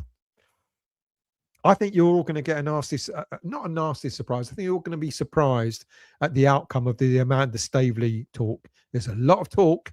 And who am I, my little channel of 10,000 subscribers, who am I to suggest that the likes of Sky have not quite got it right? You know, who are you going to listen to? You're not going to listen to me. But I think there's a lot more happening with the whole Amanda Stavely thing. It's another story that's happening at the moment. Celtic reject bid for Engels. That came out 20 minutes ago. So we know this. Is this old news or is this another bid? Celtic have turned down an approach from English Championship side for a midfielder with manager. Right. So this is old news. It's not new news. We heard this yesterday. What else have we got here? West Ham told to how much it will cost. So let's see. Give Me Sport are saying how much it would cost. So let's see what Give Me Sport are saying about us buying. So West Ham Nuno desperate to add some additions. 30 blah blah blah. The Bright Spark sold Fernandes for 85 mil. West Ham are in talks with Celtic over a transfer move for Engels. Give us a price then. You said you got to pay more. Celtic set asking price. Haven't cashed in on blah blah. Now, ex West Ham United employee claims that Celtic will demand £25 million to greenlight an exit for Engels. Now, as you all quite rightly told me several times, apparently last season, Nottingham Forest had a £25 million bid rejected. So, of course, your assumption is, well, if a £25 million bid was rejected, surely they must want more than that. Well, it's just been, one of the stories out earlier on today was a £25 million bid will be accepted. So you've got to look at the logic of all this. Perhaps last season, when Nottingham Forest made a bid of £25 million, Celtic didn't want to sell, weren't ready to sell. Whereas this season, Engels has got 2 years left on his contract, and maybe Celtic are thinking, well, if we take 25 million now, that's not a bad return on a player who we bought for 11 million pounds, who's got 2 years left on his contract. So you've got to see, you've got to put it in context. 25 million pounds last season was not enough. 25 million pounds now could be enough. And I think if we up our game and put it for 25 million, I think West Ham United will get their player. You've got to excuse me. I've got the missus on the line.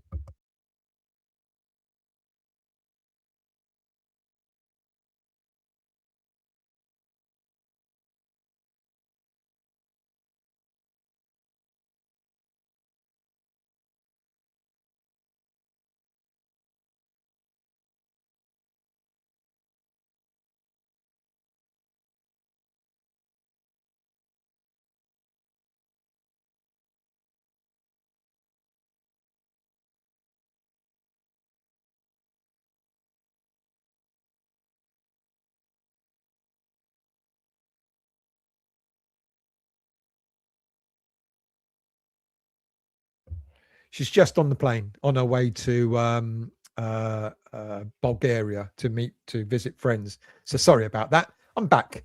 So yeah, look, we need surgery in this squad. There's no doubt about it. Comments. What else have we got? Have we got any other news? There's nothing new. Let's go back to Amanda Stavely for a second, shall we? Now, I said at the beginning of the show, that there's a lot of things that just don't seem right about this story about Amanda Stavely. So look, what we know and what we don't know, and everybody's speculating. So I'm speculating somewhat and giving you some information that I've been given. But on the whole, in general, I've said, is there interest from Amanda Stavely? I don't deny that. I think that's quite genuine. Has she made? There was a story yesterday that said the deal would be completed in 24 hours. Well, that 24 hours is up. No deal has been completed, and it never was going to be completed in 24 hours. Now, some other stories have come out. Apparently, now the whole 24-hour thing is that Vanessa Gold, who Amanda Stavely is chasing those gold shares, apparently Vanessa Gold was given 24 hours to decide on whether she was going to accept Amanda Stavely's offer. So there's a twist on the 24 hours straight away. Other things that are coming out now is that apparently it's Vanessa Gold who's playing the game. Now, we heard it was public It was on the West Ham website, the official West Ham website, that Kretinsky was going to buy 16% of the Gold family shares. Said it's going to happen in a couple of weeks. The problem has been it hasn't happened in a couple of weeks. 4 or 5 weeks have gone now, something like that, and still nothing. There's still no news about that. Now, there's suggestions that now Vanessa Gold is trying to push the narrative. There are suggestions that, here's one story, I don't know which of them is true. I don't know which of them is not. There's one story going out that apparently Kretinsky's offer to Vanessa Gold has not been enough. So Vanessa Gold has gone out looking for other potential buyers. That could be true. That could be true. And you know, Vanessa Gold has then said, got her PR people to say Amanda Staveley is interested in West Ham United in order to try and get Kretinsky to up the ante, in order to try and get Kretinsky to offer more. I don't know how much has been offered, but I can give you a good guess in a moment. So there's that story. Because nothing has happened, Vanessa Gold has tried to get more money out of Kretinsky by suggesting Amanda Staveley is interested. That could be true. That could be true. The other story is that because nothing's happened, in order to hurry up Kretinsky to buy these shares, again, suggesting that Amanda Staveley is interested. So either to get Kretinsky to offer more money for the shares or to just hurry him up and complete the deal, one or the other. Could be true. I don't know. Here's the valuation thing, because we've been reading that, depending on who you read the report about, that we've been reading. Let's go make sure that we're not missing the game here. Yeah, they're not started yet. We've been reading that Amanda Staveley has apparently offered something like £160 million for 25% of the Vanessa Gold shares. This morning, that's gone from 160 million to 140 million, or maybe 150 million. Let's stick with 160 million. If it's 160 million, that puts the club at a value of something like 640 million pounds at this moment in time. Hold that thought. 640 million pounds. Now, when we were in the Premier League, the value of the West Ham United was circa 800 million pounds. Okay, 640 million pounds. Now that we've gone down, well, the estimation by finance specialists in football suggests that West Ham are worth probably about 500 million pounds. So you can see straight away that offering 160 million pounds for the gold shares seems to be a little far-fetched, seems to be too more than what is currently expected. Now, if you value the club at, say, 450, 500 million pounds, then that means at that valuation, and with Kretinsky only buying 16% of the shares, that means he's probably offered about 80, 90 million pounds. So there's a vast difference between the two, but the difference being is apparently Staveley wants to buy all 25% of the shares, whereas Kretinsky only wants to buy 16% of the shares. At a valuation of 450, 500 million pounds, the Kretinsky offer is around 80, 90 million pounds. If it's a valuation of 640 million pounds, which seems way beyond what we should be valued at, then that's how you come to the Staveley offer of 160 million for 25% of shares. You see how confusing it is. You know, even I'm getting confused just talking about it, but you see how confusing it all is. My honest thoughts are there's probable the teams are coming out, and let's see if there are going to be any changes in a minute. My thoughts is, yes, there is interest from Staveley, but I don't think it's going to happen anytime soon. And the thing is, the worst time for it to happen, when our focus should be 100% on what's happening with this football club in terms of on field, you know, getting players in, etc., etc. This has come about. It's a massive, massive distraction that I think none of us need. I'm trying to see if any players, if there's been any substitutions, but it looks as if it's the same starting 11 again. So no subs at this moment in time. So there you go. You know, it's massively confusing for fans. It's massively frustrating. People are suggesting that this is all down to David Sullivan again. He's in the background. Trust me on this. It's really got nothing to do with him. It's got everything to do with what is going on with Kretinsky. Maybe Maybe Kretinsky has offered the money, and Vanessa Gold has gone. Number 5 is being subbed for number 6 on the Magdeburg side. So there's a change, 1 change for Magdeburg, 2 changes for Magdeburg.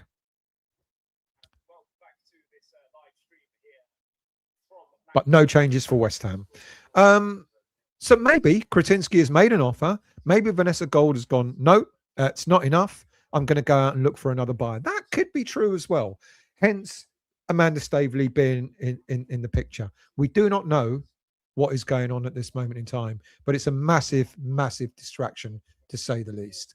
Toha, Stel, do you think the reason Kilman cannot head the ball is because he's an international 5-a-side footballer? And isn't there height restrictions in that format, so he never uses his bomb? Could be.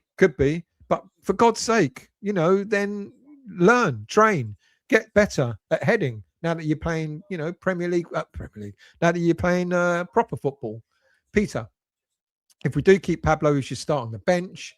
Areola is on the transfer list, I heard. Yes, he will be.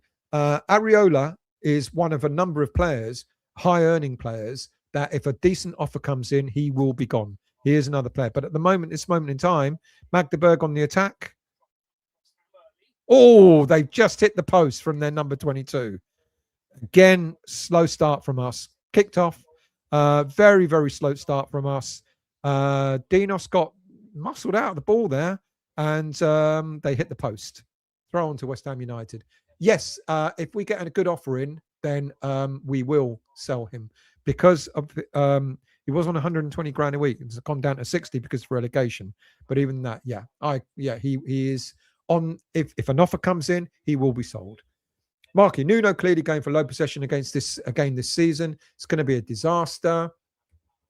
Bike Fire, good afternoon to you. I'm glad to hear that more, knowing that he's coming straight from a low-level league like the Venezuelan league, because he's a good talent with opportunities and patience who will do great at West Ham. Thank you, mate. I hope he does you proud. I really do. Paul, lack of creativity and pace needs to be fixed quickly. Absolutely. The reason we were relegated haven't changed. Yeah, I agree. Yeah. Frog, good afternoon to you. Hope all under control your side. Anthony, Daniela, he doesn't want championship football. Who are you talking about? Oh, Dilap. Yeah, I'll be surprised if he does. Marky, why haven't we bought them? Your guess is as good as mine. Oh, Dinos slipped and they hit the post. Your guess is as good as mine. They're on the attack again. I'm going to try and get your comments as well as looking at what's going on. Out on the attack on the left-hand side again. They're number 17. Another tricky ball there. Their number 17 had Carl Walker-Peters tied up in knots. It's been given a corner. Okay. Market, let's be honest, our last game before the competition starts. We look so far ready from it. We're not winning this league with this squad. I'm not looking to, I don't think we will win the league, but I do think we'll get in the playoffs. It's a corner ball to Magdeburg. Taking short. West Ham, what are you doing? Their number 17 is completely... Why are you not coming out to mark him? Oh, well, marking's really poor. There you go. Their number 17 has been standing in our box for the last half an hour and no one went out to mark him. That's poor. That's poor. Magdeburg took a short corner. Their number 17 got himself into space. No one. Everyone was waiting for the cross. No one was looking at their number 17. If the ball had been played into him, he would have been free.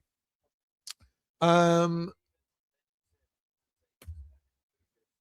what division of Magdeburg? Bundesliga 2. Now we've been relegated. I can't get matches on my dodgy app. Hammer PG, fair comment still. There's the basis of a very good championship squad there, but we just need those players you mentioned, especially creative midfield and a striker to put us into the next tier. Completely agree. We need transfers in and out. There's still business to be done. There's still a whole month to go. Let's not forget, I know the season starts soon, but there's still a whole month to go in the transfer window. Westy Ham, good afternoon to you. If we have allegedly sold Potts, what's he doing on the bench? The rumor is that he's going to go for but yeah, he is absolutely on the bench. Marky, we were shocking last season. Now we sold 2 of our best midfielders. We will get replacements. I'm confident that we will get replacements. Frog, I'm not convinced Nuno would know where and when to play whoever we buy. Why would he suddenly have learnt based on... I think the areas that we need strengthening are pretty obvious. True Brit. Vanessa Gold needs to be careful. She's well out of her league with Staveley and Kretinsky. However, she probably has hired advice rather than her making the calls. Yeah, she's got Rothschilds looking at the deal for her. They've been looking at the deal to sell her shares for the last 3 years. West Ham on the attack. Tati out on the left-hand side. Pablo's picked the ball up. Got the ball to Le Madrid. Kante, we've gone backwards. And we're going forwards now. Le Madrid on the ball. But we are slow. I'm not going to deny it, West Ham fans. We are slow. We're slow in the build-up. We don't have any pace at all in this side. Look, Bowen holding his hands out, asking for movement. And then we play the ball under pressure and we lose it. And thankfully, they've just given us a throw on. Peter, half the championship have got a chance of going up. Mark, the holds are skint. They're trying to eke out as much for the shares as they can. It's all bullshit. They want to keep 10% as a legacy. Money talks.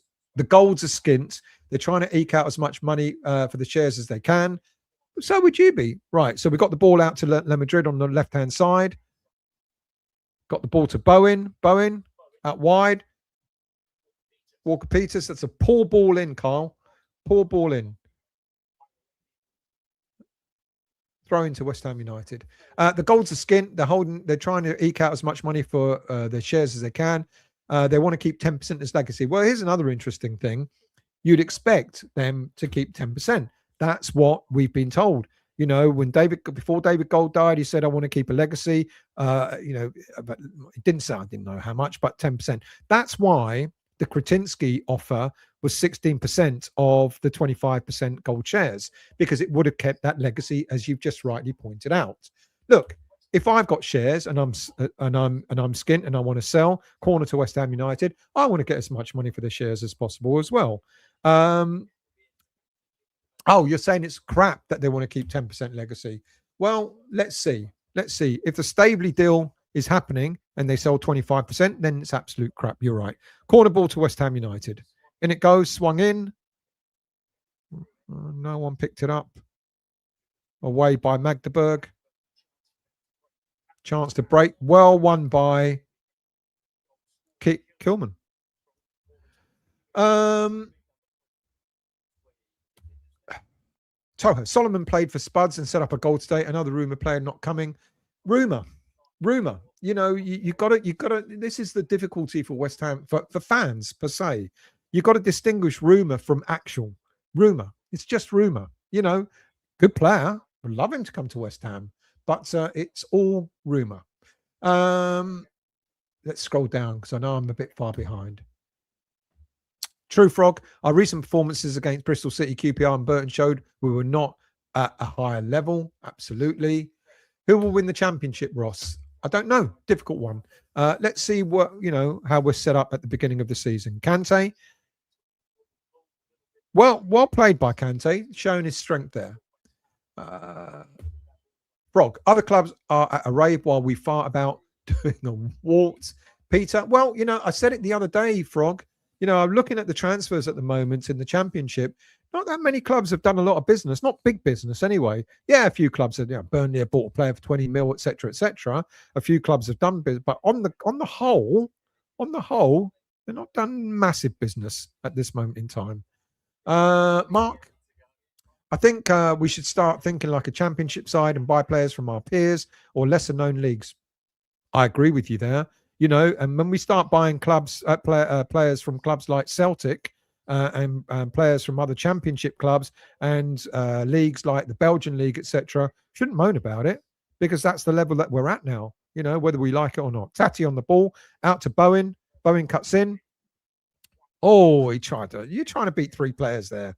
And now Magdeburg have won the ball back. Ice, the goals are skint. I'd love to be skint like them. Good point. Good point. They got ball again, but straight into the arms of Hermansen. I'm guessing if we do not get promoted, the valuation will decrease even more. Absolutely, it will. So at the moment, it's valued at about 45, 50, 40, 450, 500 million. If we don't come back up, that valuation will definitely go down. Mandy, their 25% shares are worth around 100. Well, this is it. As I've just said, they're not worth around 160 mil, because if 25% is worth 160 mil, that puts the valuation of the club overall at about 640 million pounds. We're not valued at 640 at this moment in time. This is the rumor that's come out. This is the story that's been put out there, that Staveley has offered 160 mil. I don't believe so. And now today, other stories are coming out. Oh, it's not 160. We meant 140. Well, fuck me. 140 to 160. That's 20 million pounds. That's pretty significant, I'd say. You know, so yesterday the stories were 160 mil. Today the stories it's between 140 to 150 mil. Make up your mind. It's a significant difference. English Yardie, we got the ball. Poor crossing by Scarves, blocked out, but we're still in possession. Lewis Orford with the ball. Back it goes. And now it goes forward. Carl Walker-Peters. Pablo. Listen, I've got dodgy knees, but even I'm faster than Pablo. English Yardie. Stel, let's get your comment up. What is your opinion why we haven't signed a director of football yet? Well, we have a director of player recruitment. Nuno's tactics are horrendous for younger players. If true about Potts leaving, I wish him luck. He will thrive at Bruges. Well, we've gone for a director of player recruitment. This director of football, you give it, what name do you want to give it? You know, apparently the director of player recruitment is meant to oversee the player recruitment across the board. So probably the best that we're going to get, to be honest with you, English Yardie. Saeed, is the game streamed anywhere? Only on the West Ham official channel, mate. But if you're not a West Ham season ticket holder, you're going to have to pay to watch it. Mandy, if we do not storm clear in the race for promotion, then my fear is that we are now more or less a championship outfit, which is a worry. I think we will be in the playoffs. And you could argue, well, it's easy in the playoffs because you can go all the way down to 8th place. Yeah.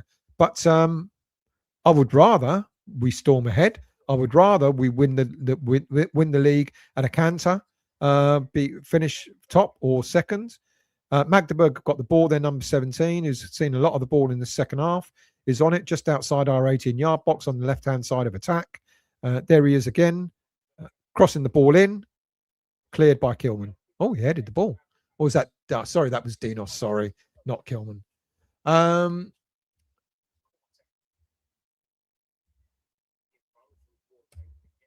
Is it true we have a new mascot joining the club in Sammy the Sloth? I'm up to date on the chats. I'm surprised I am. So let's get back to the game, shall we? 57 minutes in, drop ball to West Ham United. Max Kilman on the ball. I want to see some change. We're going to see some changes probably on the 60th minute. And it's going to be interesting what changes we have. But at this moment in time, this team is slow. I'm not sugarcoating it. I'm really not trying to sugarcoat it. But I'm going to judge Nuno on when we get more players into this team and then see what we're like. Elijah, what's the difference in revenue between Premier and Championship? You could be looking at a difference of about a drop in earnings of something like about 150 million pounds, give or take. Mark, Neil, signings Coppen. Victor, DK still wants the gold shares. See, this is it, mate. You know, it's difficult for me, as I've said. I'm a small channel. How can I argue against Sky, who are telling everyone, ball to La Madrid out on the left, nice ball in. How can I, as a small channel, compete against Sky? Sky are telling you all that that Amanda Staveley is buying 25% shares in West Ham United. And then I'm telling you there's interest, but I'm not so sure it's going to happen. You know, who are you going to believe? You're not going to believe me. Hammer, I trust Nuno. He inherited a crap team, got a tune out of them. For me, he's a top manager. Frog, the Goons, I'm going backwards for Christmas instead of bubbles, perhaps. Malkstar, I must say that we're playing more like a team than we did against Rangers. We're better. I want to see more. Nice play by Tati. He's lost the ball though, unfortunately. Nuno has learnt from walking football coaches. Matt, far too much disruption and distraction going on at board level and within the club for us to really launch a serious first, second place finish. Playoffs will be an achievement. That's a fair assessment. Michael, we have no faith in Nuno's tactics. Do you think if Staveley gets their shares, we change manager as someone has just resigned from Newcastle? Don't bet on it. Don't count on it. Don't bet your house on it. We've got 2 West Ham players down. Bowen's down. And Mavropanos is down.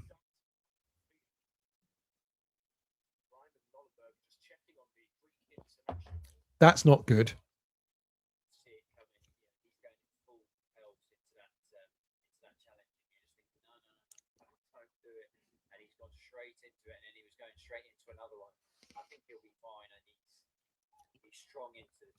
Commentators saying that Dinos will be fine, but Dinos is struggling to get up at the moment.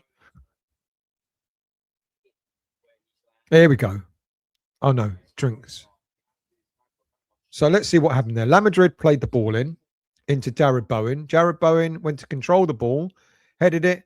Oh, he got elbowed. He got elbowed in his side. So that's why he went down. Dinos went in for one challenge. It rebounded off him. Oh, I think they'll both be okay. But Bowen got an elbow in the side, but he'll be all right. Are we going to see any changes from West Ham United? Freshen this up a little bit. Bowen's all right. Dinos is all right. They're both up. Boat tweets back. The game is it's a pre-season friendly. Mark, I don't know. I don't know. It's pre-season, mate. You know, there's nothing really to play for. Victor, I agree with you, Stel. I think DK will buy the shares David Gold wanted to leave 10% of his shares in the club. Look, this Staveley thing, it's really, I can tear it apart. But really, what favors would it do me? You know what? I'm gonna do it. I'm gonna do a show maybe later today or tomorrow where I'm going to tell you really what I think is going on. And it's up to you to either agree with me, disagree with me, tell me I'm stupid, idiot, I've got no clue, because Sky News are going to tell you Staveley's buying 25%. Ball into to number 17 again. Crossed in, cleared away. Yeah, Dinos is doing extremely well in defence today, heading everything away. So at this moment in time, go on, Pablo. At this moment in time, Magdeburg got the most of the game. I want 61 minutes in. Come on, Nuno. Make some changes now. You know what these players are going to offer you. You know what they're about. Start now making some changes, and let's see some other players being given an opportunity to see what they can do. We know what this team is offering us. We know Pablo's got no pace. We know Castellanos is left on his own up front. We know Bowen and Castellanos are playing. Do you know what I'd like to see actually? Whilst I'm watching this game, I'd actually like to see. Someone suggested it to me, and I thought it's a really good idea. I'd like to see Jared Bowen playing as a central attacking player. I'd like to see him maybe play the number 10 role where Pablo is. I think him, ball to Magdeburg just outside our box. Curler, wide. I'd like to see Jared Bowen playing the Pablo role. I think he'll have a better understanding of Castellanos' game plan, and they're a much better understanding between the two of them. So I'd like to see that happening. And then we get ourselves another wide player, two pacey wide players on the right and the left in the transfer window. I'd like to see that happen. Right, more changes by Magdeburg.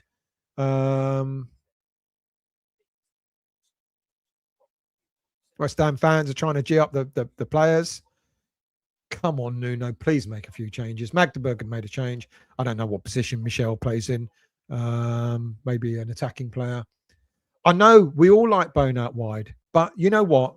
I think maybe Bowen's game needs to change. I think he's lost the pace, a bit of pace, and I think maybe Bowen playing in centre or an attacking role now would be better for him moving forward. Marky boy, too many players at the club still think they're Premier League players. Got a shot coming when they play Charlton and not Chelsea. Yeah. Michael, Bowen wallet is holding him back. That's why he's lost some pace. DJ Bombjack, I don't want to see changes. I want to see them gel. Now's the time to get rid of mistakes. Yeah, that's fair. Peter, did I see somewhere we're being linked with a Millwall player the other day? I can't remember his name.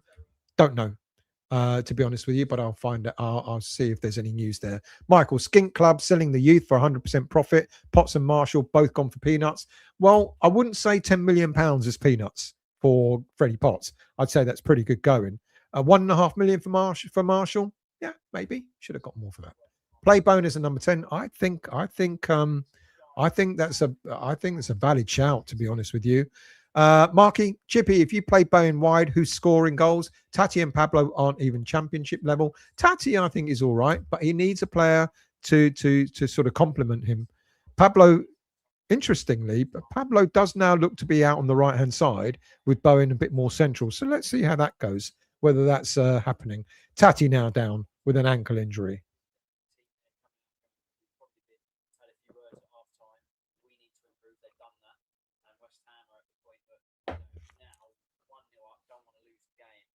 Well, I don't care about that. The commentator's saying 1-0 up, don't want to lose the game. I couldn't give a stuff what the score is, but I do want to see something different now. Take the armband off Bowen. A lot of people have suggested that. I think Bowen will be double marked out of games. So that's why I think even more reason why I don't think Tati is bothered, to be honest. I don't know. I think he'll be all right when the season starts. So who's getting booked?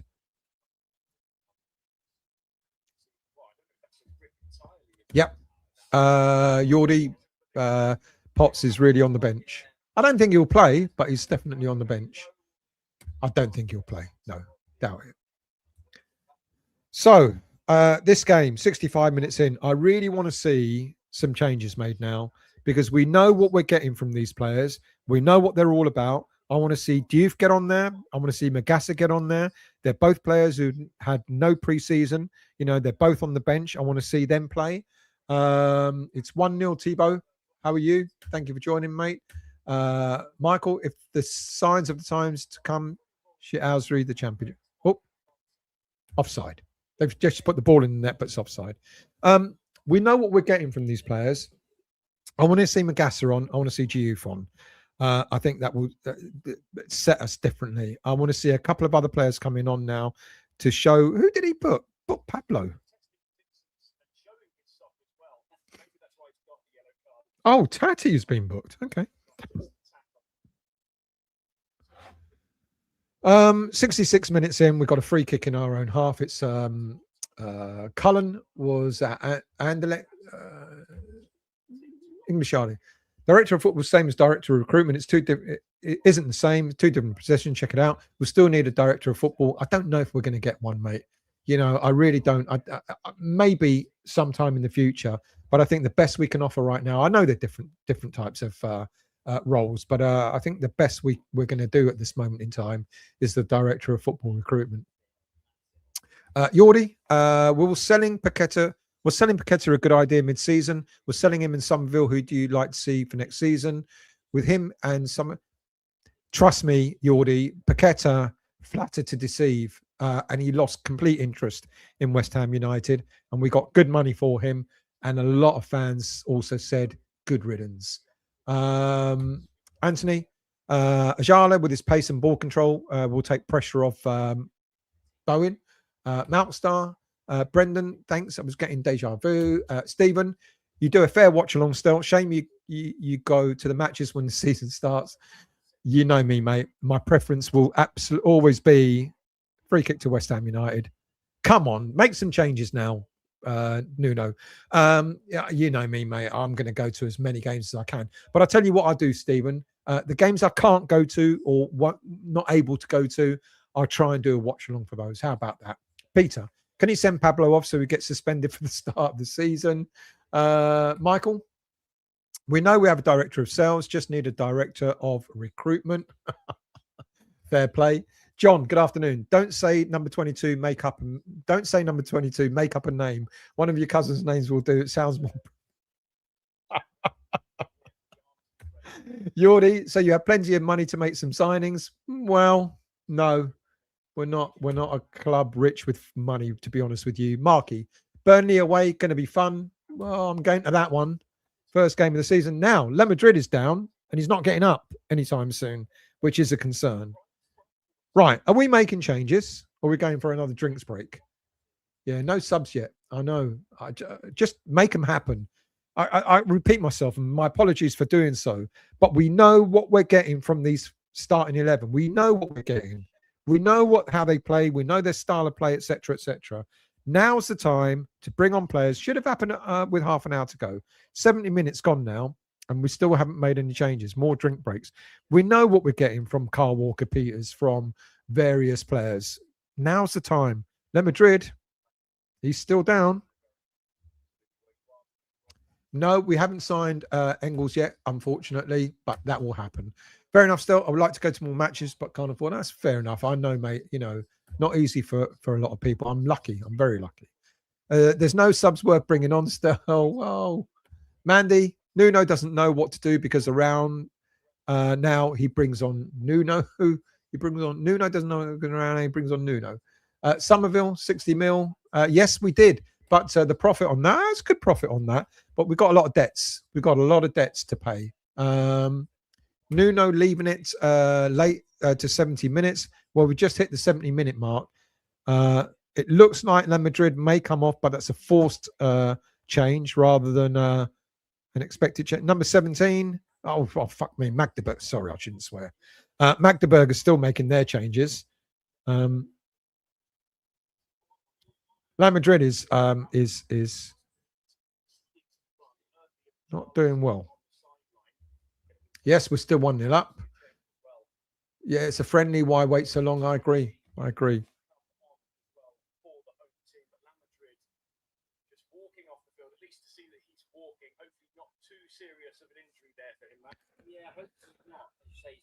Marky boy, I've got 2 spares for Burnley and Bolton. If anyone wants to travel 6 hours up north for a horror show, I've got tickets. I'm going to both.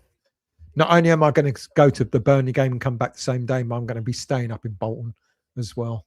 Graham, Madrid's foot got stuck in the... Oh, okay. So he's probably twisted. So there you go. There's some changes. George Earthy's coming on. I don't know who came off for. Oh, Tati's coming off. George Earthy's coming on and Le Madrid... George Earthy's coming on and Josh Ajala are coming on. Start again. Josh Ajala and George Earthy are coming on. Le Madrid and Tati Castellanos have come off. So let's see who goes where, because now who's going up front? Pablo's up front. Ajala's got the ball. Pace. What an introduction it was. Ajala's got pace. He's got pace. Toha is bowing off the ball or saving himself for next season. I think he's off the ball, which is why I've suggested that I think he ought to play as a number 10. So George Earthy's got an opportunity here. I'm not convinced by Earthy, to be really honest with you. I think he's likely to be the next player that's going to be leaving. But let's see what he does. Ross, maybe all the subs are sold. Has Potts got on yet? No, he hasn't, Michael. I doubt very much he will. Positive changes, Mandy. Frog, hopefully the new director of propaganda shoots with... Robin, let's get your comment on. He's left his love child on Pablo and Tati off. Well, I don't want Tati to get injured, so leave Pablo on. Yordi, Potts will be travelling to Bruges after this match. So we hear. Ray, your dinner's in the dog. English Yardy, make subs Nuno. It's pre-season. What are you doing? Well, he's made 2, but 1 was forced. So I like Ajala, but I want to see Ajala as a striker, not as a left winger. So the ball in by the number 22, way off the mark. Peter, Tati did nothing. Can't wait to leave. Is it, Naylor? I don't think it is. Still saying 1-0 to me. What doesn't convince you about Earthy? I think he's lightweight. ISW. I think he's just a little bit lightweight. I've never really seen anything from him, even during the time when he was used by his name's gone, by Moyes. Even then, total attendance 13.2 thousand. So Pablo on the ball. Even at this time when Moyes used him, he looked all right, but he didn't really convince me as a player. that I think would really do much. I don't know, but that's my opinion. I think other people have got. There's people. I think what we do, we got the ball out wide now, crossing by Ajala, has come to Carl Walker-Peters out on the right hand side. You either beat your man or you pass it. Bowen inside, back to Lewis Orford, across field to Kante. Skulls on the ball. Oh, well, okay, come on. We've got the ball. Let's do something with it. I want to see more changes. But anyway. Yes. So, yeah, even when Earthy, I don't know. What we do with our academy players is we big them up, don't we? We say, he's the next big thing. And I remember George Earthy, all the fuss about him. He was going to be the player that was going to break through, the next player that was going to really sort of make a difference at West Ham. Now, injuries have paid a price. They've got a ball, just missed by Magdeburg. They played it through West Ham, didn't seem to have an answer, but they missed. Yeah, we pick up our academy players. We say they're going to be the next big thing, and then they just don't deliver. And I know what a lot of fans say, well, they never get the chance. I think Nuno, out of all the recent managers that we've had, have actually given the youngsters a chance. It's given Kante a chance, it's given Skulls a chance, and not just in games that didn't matter, but actually games that had significance. Sometimes we've got to be honest, and we've got to say to ourselves, the academy players look good when they're playing in the academy, but don't look so great when they play senior team football. Which academy player has gone on from West Ham United and has become a big thing, apart from what's his name, who's gone to Arsenal? So if an academy player comes through, sorry, I'm trying to watch the game. Magdeburg on the attack, cross ball in, cleared by Kilman. If an academy player has not been given a chance and he's gone off elsewhere and has made a name for himself, either in the Premier League or in the Championship, I'll go, fair enough, we missed out there. We made a mistake. But I don't think there have been. There's been hardly any. Declan Rice is probably the only player in the last, 10, 15 years coming through the academy that's really made a name for himself. Michael, how many incomings do you see? I think we need a centre-back, left winger, central attacking midfielder, and a striker. I think 5 players. I think we also need a right back because Aaron Wan-Bissaka looks to be leaving. Peter, think Earthy will leave as he has had a few injuries. Yeah, he's in his last season as well. Tracy, good afternoon to you. What's the score? 1-0 to West Ham United. And Max Kilman scored. And I'm not joking. I hope you're well, Tracy. Hammer, is Magassa injured? No, who's on the bench? Not seeing anything. He's on the bench today. This is why I want to see some changes. Right. So there are changes happening. Pablo's going off. So let's see who's coming on. Cornet's come on. So now what I would expect Ajala to go up front and Cornet to go out on the left. That's what I would expect. Or Cornet, he's played as a striker as well. So let's see which at the moment, Cornet looks like he's going to be in the middle as a striker. Frog. Given what we lack, I'd have to see Adiel as an option at this point. Yeah. Pablo's gone. Cornet's on. Michael. Last time we were relegated was the last time the youth stood up and went on to be successful. Let's see if any of these academy players. I like the fact that Lewis Orford has been given a chance today, and I think he's taken it. I think Lewis Orford has done pretty well. When you look at the team, there's a corner to Magdeburg, 78 minutes gone. When you look at the team, we've already got Skulls that's from the academy. We've already got Le Madrid has obviously been given a chance from the academy. Kante is from the academy. So there's 3 players that are kind of look likely to be regular players for West Ham United this season, or from the academy. That's not bad going. Corner ball in, header by Magdeburg, away by Carl Walker-Peters. Cornet's first touch, well played. Where is Fearon? No, playing for the under-21s. He's in the under-21s. He's not part of the senior squad. George Earthy is. A few other players are.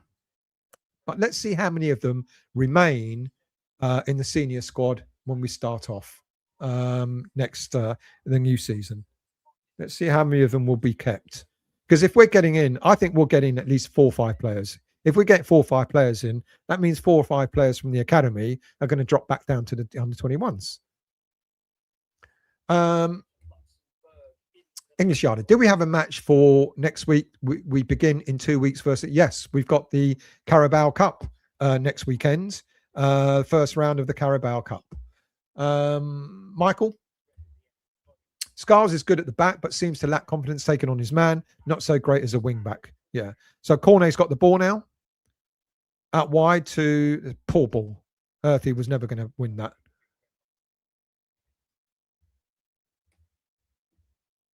Yeah. Kilman Tracy. Can you believe it? Orak, good afternoon to you. The Times reporting Stacey is agreed to 25% usurping Kretinsky. Yep. Been talking about that for the last 2 days. Let's see if that happens. George Earthy on the ball. George Earthy, well one back, giving away a free kick. Yordi, Norwich City, Burnley, Wolves, Wrexham. I think it'll be a difficult season. It won't be easy, without a doubt. Peter, Cornet has cost us hundreds and thousands with no return. He sure has. Maybe this is his season. Maybe this is his season. That was a well-won ball, actually, by Earthy. I don't know why that was given as a free kick.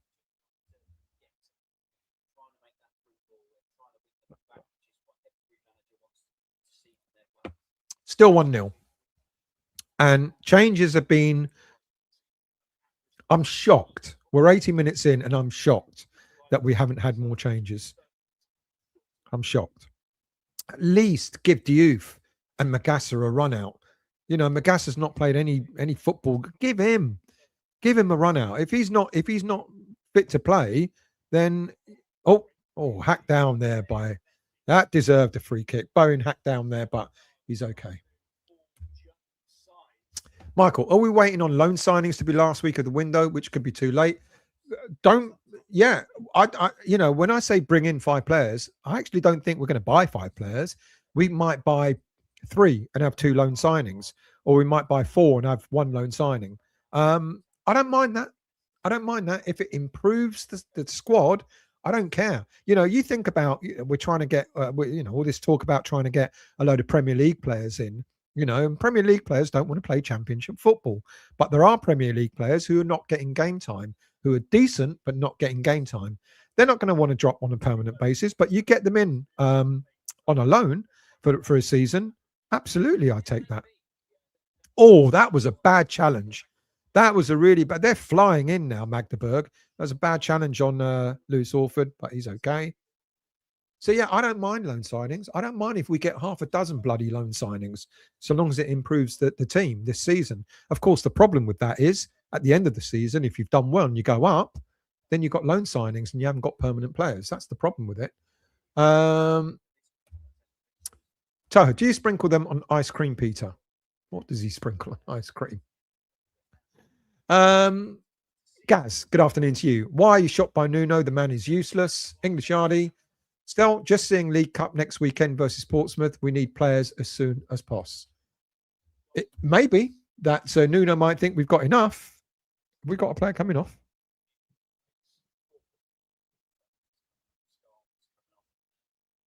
"82 minutes in, and now he's making all the changes." So, Diouf is on. Callum Marshall is on. Myers is on.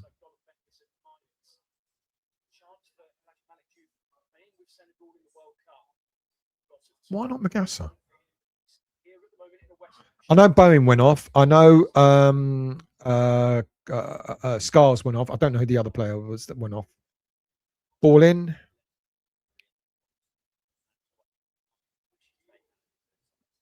So he's done what I hoped he wouldn't do. Which is like which plays into the hands of those who have got a thing about Nuno and his defensive mindedness. He's just brought Myers, Callum Marshall, and Diouf on. He's just brought 3 defenders on to close the game Close the game out.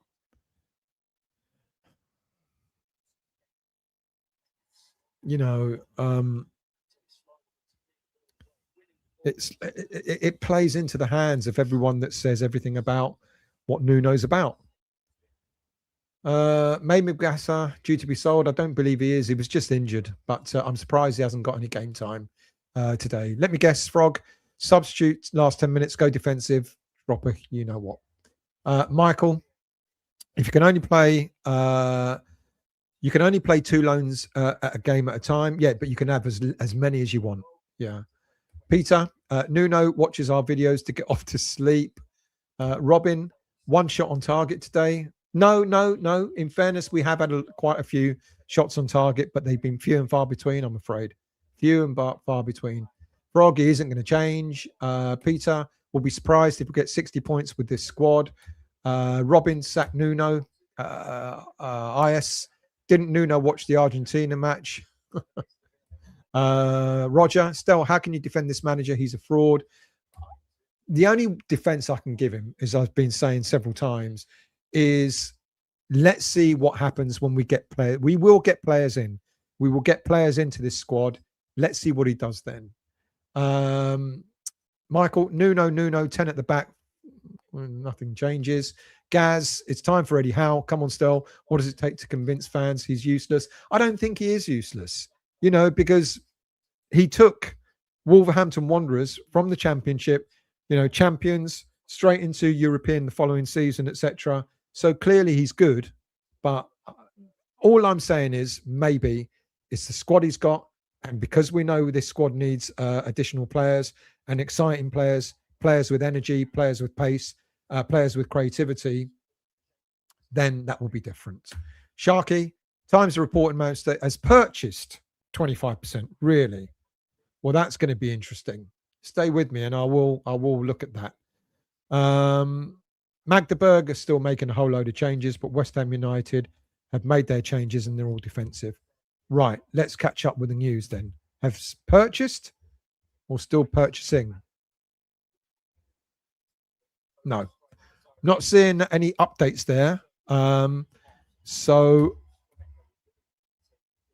but you need to be correct here, Sharky. Have purchased or is looking to purchase? Because there's a massive difference between the two, mate. Not saying that you've got it wrong, but I just want clarification on that because I've tried to find that and I can't see that. Graham, Nuno's game management is appalling. But look at the quality Wolves had. Yeah, well, this is it. This is what I'm saying. That's why I'm, in terms of judging him, I want to see what happens when we actually get more players in. And then if we get quality players and we're still playing this way, I'd agree with you.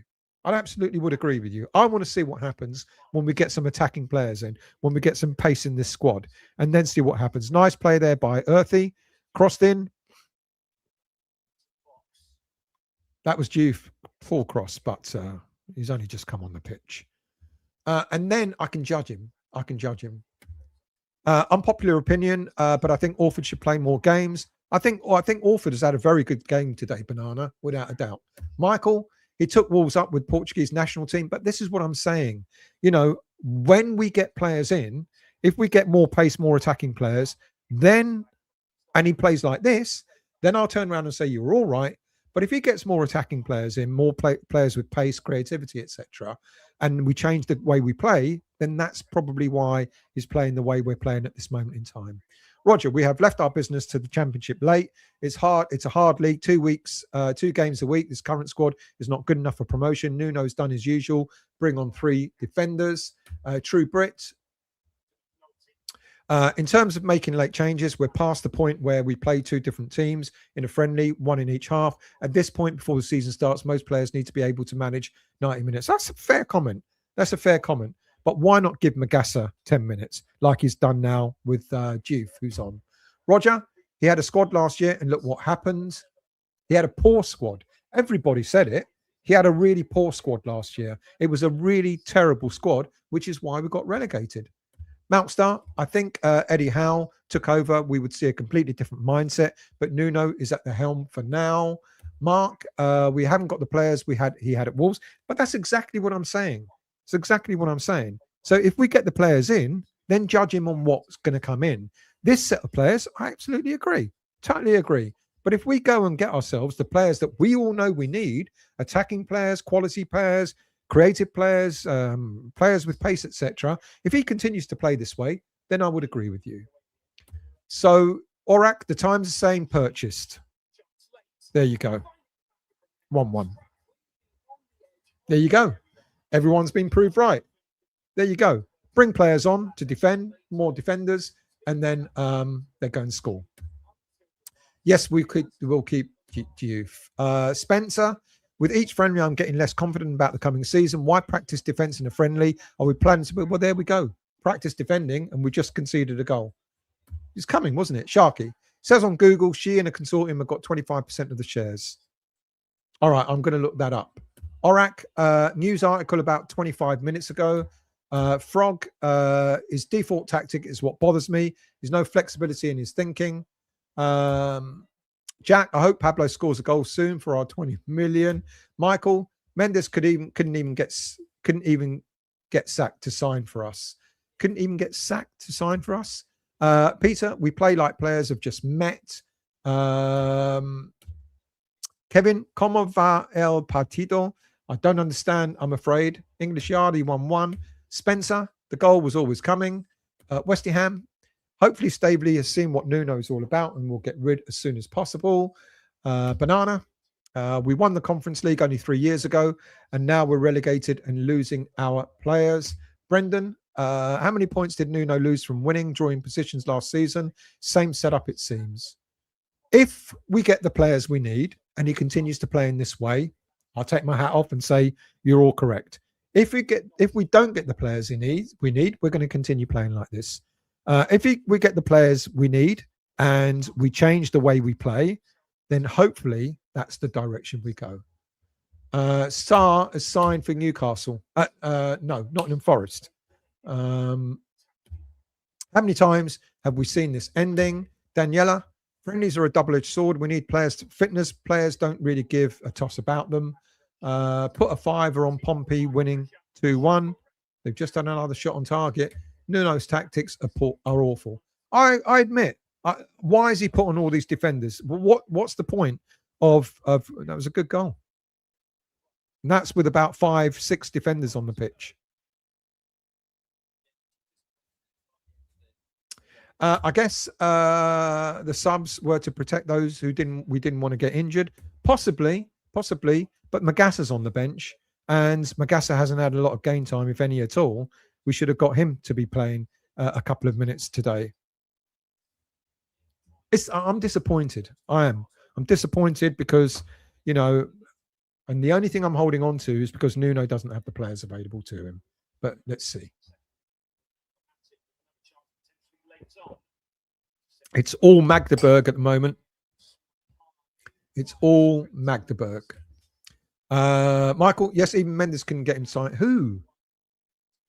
Oh, Sarr. Okay. So who have we now got playing where? So Ajala has gone up front. Cornet has gone out on the left. Not that I know Cornet's out on the right. Ajala has gone up front, and it looks like Juve is playing almost like a left winger role. Juve on the ball now. Won himself a throw on. Gaz, what makes you so optimistic still on his ability to sign the right players? Well, he's got a team around him. He's got a team of scouts, etc., to find the right players for him. Game's over, 1-1. Disappointing. Very, very disappointing. What makes me think he's got the ability to sign the right players is not down to him. Well, no, he'll have a say, but we've got a number of scouts now that should be helping him to find the right players. IS, it's great you're positive and supportive of the man in charge. Keep it up. We get miserable really easy. Toha, Pompey will be looking forward to next week. It's straight pens after 90 minutes.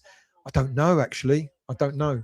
West Ham, if we lose the first 3 league games, then hopefully Nuno gets sacked. We can only hope. Jack, I must admit, I've never warmed to Nuno. Rather a miserable, sincere coach rather than a smiley, insincere one. Hammer, Calm down, people. I remember Avram Grant preseason. We looked fantastic, and look what happened there. Tracy, Bet Bowen is regretting his decision to stay. Hammer, not great viewing the second half. It wasn't at all. English Yardy. Nuno's best friend is George Mendes. That's laughable. I'm so disgusted with the whole thing. Even Mendes know Nuno's tactics are trashed. Roll on the end of the season. Michael, Championship, you need to be a forward-thinking team to get promoted. Defend, you lose. Paul, when Kilman scored our goal, we'll never forget that. Mountstar, have we lost any of the preseason friendlies yet? No, we haven't. No, but, we haven't been great. Peter, should have got guides instead of scouts. Right. I'm not going to talk much about the game. It was boring. It weren't that great, but I want to find out what you guys are telling me. So let's see. Go into Google.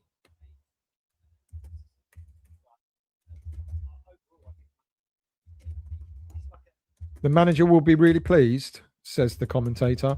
I don't think he will. Fans are certainly not pleased. Right, here we go. 31 minutes ago. Okay. Amanda Staveley holds talks. So, that was 2 days ago. Okay, let's go with the 31 minutes ago from the Times.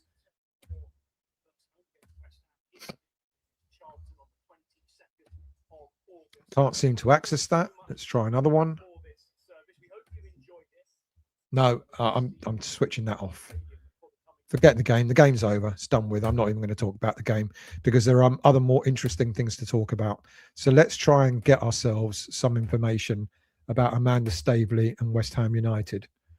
Yeah, it's hidden behind a paywall, so I can't even access it. But what I'm seeing here is Amanda Staveley holds talks. Amanda Staveley, so the Times are saying a consortium led by Amanda Staveley has agreed a deal to buy 25.1% stake, and that is the whole of the Gold family shares. This group intends to purchase the full shareholding from the Gold family. And I can't get any beyond that because I can't get access to the bloody pay site. Is anyone else reporting this? No one is at the moment. It's just the Times. Look, I'm not going to say. Let's go with that one. Yahoo. West Ham valued higher than Newcastle. Amanda Staveley could buy the whole thing. This was at 1:30. Amanda Staveley would have to agree. So this is 31 minutes ago. The Times have said a deal has been agreed. At 1:30, 2 hours ago, Amanda Staveley would have to agree a quite expensive deal to complete a takeover at West Ham. This according to blah, blah, blah, Stephen Borson. Okay, so the latest one is clearly what the Times is saying. I can't get bloody access to the Times. Okay, let's try something else. Let's try that. Let's do that. Start the free trial. Oh, it's going to take me time to set up an account. Oh, I can't be bothered. So the Times are saying 31 minutes ago that Amanda Staveley has agreed a deal to buy 25.1% stake in West Ham United. That really, really is interesting. Robin, what a load of rubbish. We steamrolled. So what does that do? I'll tell you what I'm going to do. I'm going to take a breather. I need to go for a piss. And I'm going to come back. I'm going to give myself a little while. I'll come back. I don't know if I'll come back live or if I come back on a pre-recorded. I don't know. Thanks for Watchalong. We were abysmal. Cameron, our best season has been from bad. Gaza, true. You need 90 goals to go up on average. Hammer, I hear Stanley just called and wants her bid back. Staveley just called. If Staveley has the shares, then DK and Gold were giving us promises they could not keep. That's not necessarily true because if Staveley has come in at the last minute, look, what I said earlier, let me try and finish off on this. What I said earlier and what I stick to is I'm sure there was an agreement between Kretinsky and Gold for Kretinsky to buy a stake in the Gold shares. Now, it could be that Kretinsky didn't offer enough. That could be the case. Didn't offer enough. So maybe that's where Staveley has now come in and gone, I'll offer you more. Because if it is 150, 160 million pounds she's offering, that's way overvalued. because, as I said earlier on, the value of West Ham United by financial experts is predicted to be around about 450 to 500 million pounds. Now, if Kretinsky was buying only 16% of the shares at 450 million, then the value of the shares, the 16%, would have been about 80, 90 million pounds, give or take. And that's probably what Kretinsky offered. Maybe Staveley has gone, I'll give you more than that. I'll buy all your shares. I'll buy all 25% of shares, and I'll give you more than that valuation. So if she's buying them for 150, 160 million pounds, that means she's valuing West Ham United at somewhere around 600, 640 million pounds, much higher than the financial experts are predicting. That's why if Staveley has really bought these shares, she's paying over the odds. Malkstar, I saw a lot more effort than against Rangers, but they disappeared in the last 10 to 15 minutes. Paul, Staveley still was more attractive to the Gold family because they can dispose of the full holdings, and it's valued the club at a higher sum than Kretinsky offered. So you've just agreed with what I've just said. Cameron, our best season has been from bad pre-seasons. There you go. Hammers, PJ, thanks, much appreciated. Thank you for coming along and watching with me. Much appreciated. Clumpton, we are as fat. Why are we as fans so negative? We always look for the negatives rather than positives. I agree. And I keep saying, let this squad be a full squad before we judge Nuno on what he's going to be. Marky, lucky for us, we only have to be one of the 8 best teams in the this season.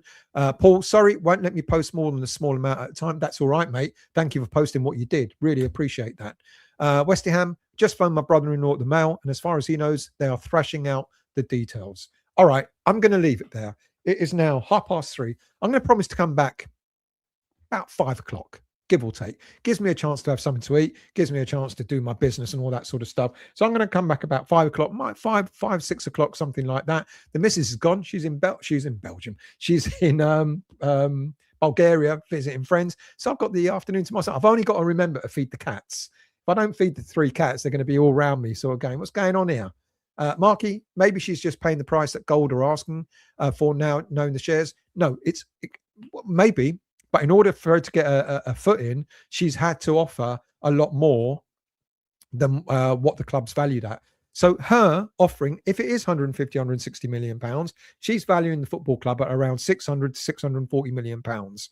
Kretinsky was offering what the club were valued at when we went down, which was about 450 million, and offering for 16% of the shares, meaning that he was offering about 80, 90 million pounds. Vast difference, absolutely. David, I've watched a lot of championship football. 3 games a week is not going to be easy. Paul, the agreement we had reached with the Gold family in June provided stability for the club at a crucial time. A spokesman for Kretinsky told the Sunday Times. This does the... Oh, mate. Hang on a minute. The agreement we had reached with the Gold family in June, that was Kretinsky with the Gold family, provided stability for the football club at a crucial time, a spokesman for Kretinsky told the Sunday Times. This does the opposite.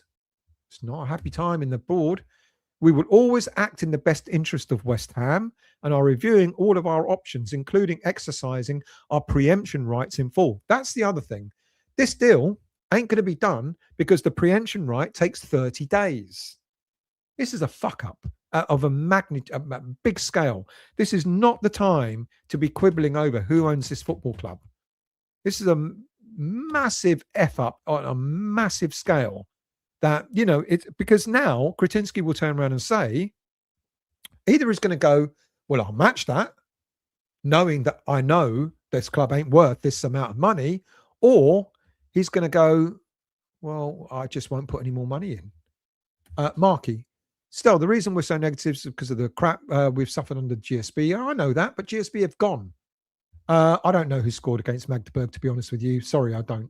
Thanks, Stel, for the watch along. I've got to go. Okay, people. Thank you, Paul. I really, really appreciate you giving me those snippets. Really, really interesting. It's evident that Kretinsky's not happy with what's just happened. Right, I'm going to go. Thank you for watching. Thank you for being with me this afternoon. I will come back about 5 or 6 o'clock this evening and do a full show about this whole takeover, or the share purchase, not takeover. Really appreciate you being around.